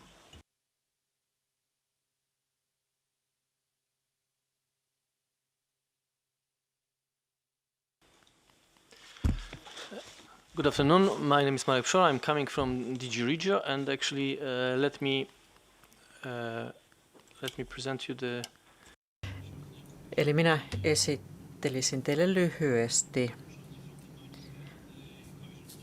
koheesiopolitiikan näkökulmasta sen, millaiseksi näemme tämän tulostaulun. Me olemme oikein tyytyväisiä siihen, että we've been developing the smart specialization strategies, and this is something that we are going to continue in 2021-2022 2008. Therefore, more and more evidence is needed, in particular to reaching our specific objectives. So this is policy. What you can see here is the policy objective 1, which is related to smarter growth. And I would like to draw your attention to the fact that this is smart specialization is not only about research innovation anymore. It's also about it's a tool for industrial economic, the environmental transition. And all these 5 pillars, as you can see, should be taken into account while discussing and developing smart specialization strategies. So one of them is, the first one is enhancing research and innovation capacities and uptake of advanced technologies.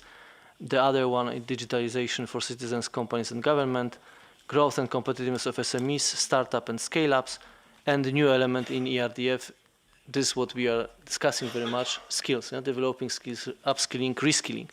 But as well the one which you can see at the bottom, interregional innovation investments. And if you think from the policy point of view, from the policy perspective of if you want to design correctly and relevant policy instruments, you would wish to have the evidence for each of these elements. So actually in our performance framework, in our regulatory framework which we propose for 2021-27, which we have indicated in the draft proposal for ERDF regulations, for each of the specific objectives, there are common result indicators and common output indicators associated. And particularly for the first one, for enhancing research and innovation, there are elements taken from European Innovation Scoreboard, or Regional Innovation Scoreboard. So we've been using this as well for having it in our regulatory framework.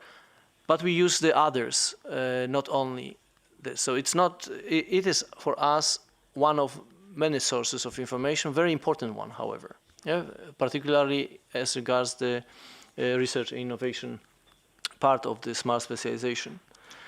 So from the point of view how we can see European Innovation Scoreboard, Research and Innovation Scoreboard to be helpful for us in cohesion policy, and when we discuss it, our geographical desk colleagues with member states and regions at the operational level, this is kind of reference. You can see where the region is in Europe.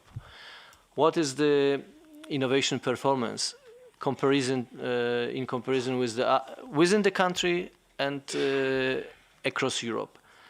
This gives us as well, because we have the time series, what are the trends, how it develops. Is there divergence, is there convergence?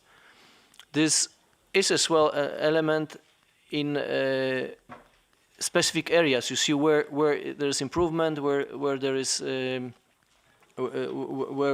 is something that needs to be improved. And this gives you as well the indication how to intervene in certain areas. This is kind of first signal where we can look further into designing policy instruments.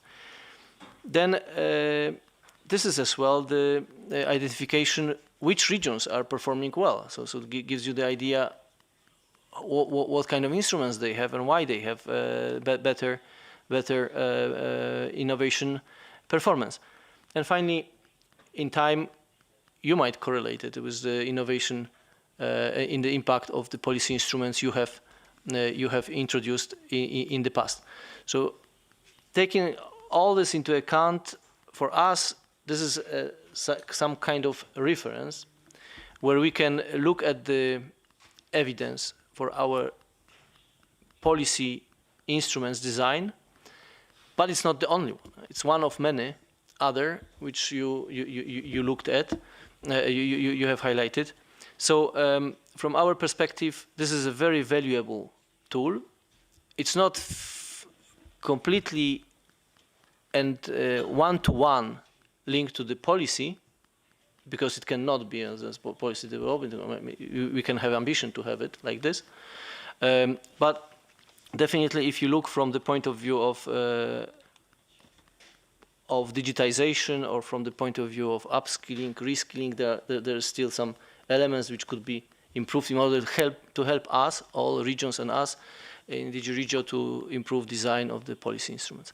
Thank you very much.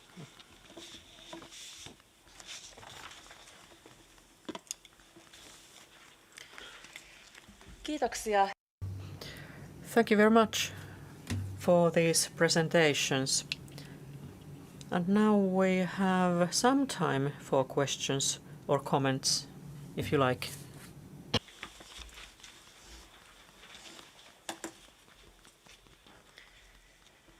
Nyt näyttää, että Now it looks like we are not going to hear questions or comments at this time, but if the rapporteur would like to take the floor once again, that would be fine with us. Sí, gracias. Thank you. Obviously, we've tried to come up with indicators which are clearly mapped on EU policies. Although I don't see that would necessarily be the ultimate objective. The message that we're sending out in many of the paragraphs here is that we have overarching strategies to bring forward not just regions, but also cities. So we want to encourage member states to adopt a number of policies. So I stress here the idea is to have quite a big policy impact. But there's a complete dissociation here. It's not even mentioned in the major policy-making documents. There's no reference whatsoever to EU strategies. The document on the Regional Innovation Scoreboard, if you were to look for the term Innovation Union, it wouldn't crop up. If you were to look for instruments designed to help to drive these policies forward, such as Horizon 2020, they're only touched upon. If we look at smart specialization as a concept, it doesn't appear either. So in an academic article published in the University of Innsbruck, we're not talking about a beauty pageant, as it says. We're talking about an instrument which should have an impact, not just in terms of actually measuring this and devising EU policies, but should also have an impact once regions correctly apply policies emanating from Brussels, as it were. I'm not trying to tie up individual indicators with a given policy, and I'm not saying that the indicators have to be modified, but perhaps the document itself should have some kind of instruction manual, if I can use that rather simple terms, for players at regional level that have to implement these policies. That would provide you some kind of key to help you implement this. These would be the indicators relating to smart specialization, and this could have a particular impact in terms of given indicators. Otherwise, I think we're going to run into something mentioned in this academic article. As I say, this is not a beauty competition. We very much like this instrument. It's an optimum instrument. It sheds a lot of light on the progress being made by regions in the innovation context, but we think it could have much greater impact. I think a body such as the Committee of the Regions could provide a lot of assistance in carrying out an exercise to ensure that these indicators have a much bigger impact when it comes to implementing policies, and particularly in the startup of the new period, 2021 to 2027. I think we can lend very valuable support to our respective governments in rolling out these policies. Oikein paljon, ja meillä tulee käsittelyyn tämä lausunto seuraavassa kokouksessa huhtikuun 27. päivä. We are going to discuss this report on the 27th of April. And at this juncture, I would like to thank our rapporteur as well as our guests. Now we move on. We move on to point 10 of the agenda, follow-up to opinions. The document has been distributed to you already, and I would like for Mr. Carasoni to tell us about the event that you participated. the skills during the European Parliamentary Week. Thank you for the floor, Madam Chair, dear colleagues. I was attending at a conference on skills and jobs last Wednesday during the European Parliamentary Week. The exact title of the session I participated was Skills and Jobs for Inclusive Growth. What can we learn from each other's experiences? In my intervention, I shortly summarized the Committee of the Regions' views on skills agenda as part of the just transition. I highlighted that we are convinced that the skills agenda is critically important for Europe's continuing development, and also emphasized the importance of formal and informal learning. I bring a local example that shows that the local and regional level is becoming increasingly important in implementing skills management and often has a more innovative approach. At this point, I highlighted the importance of brain drain and demographic change. In my conclusion, I stressed that upskilling and reskilling form a substantial part of our answer to these major challenges.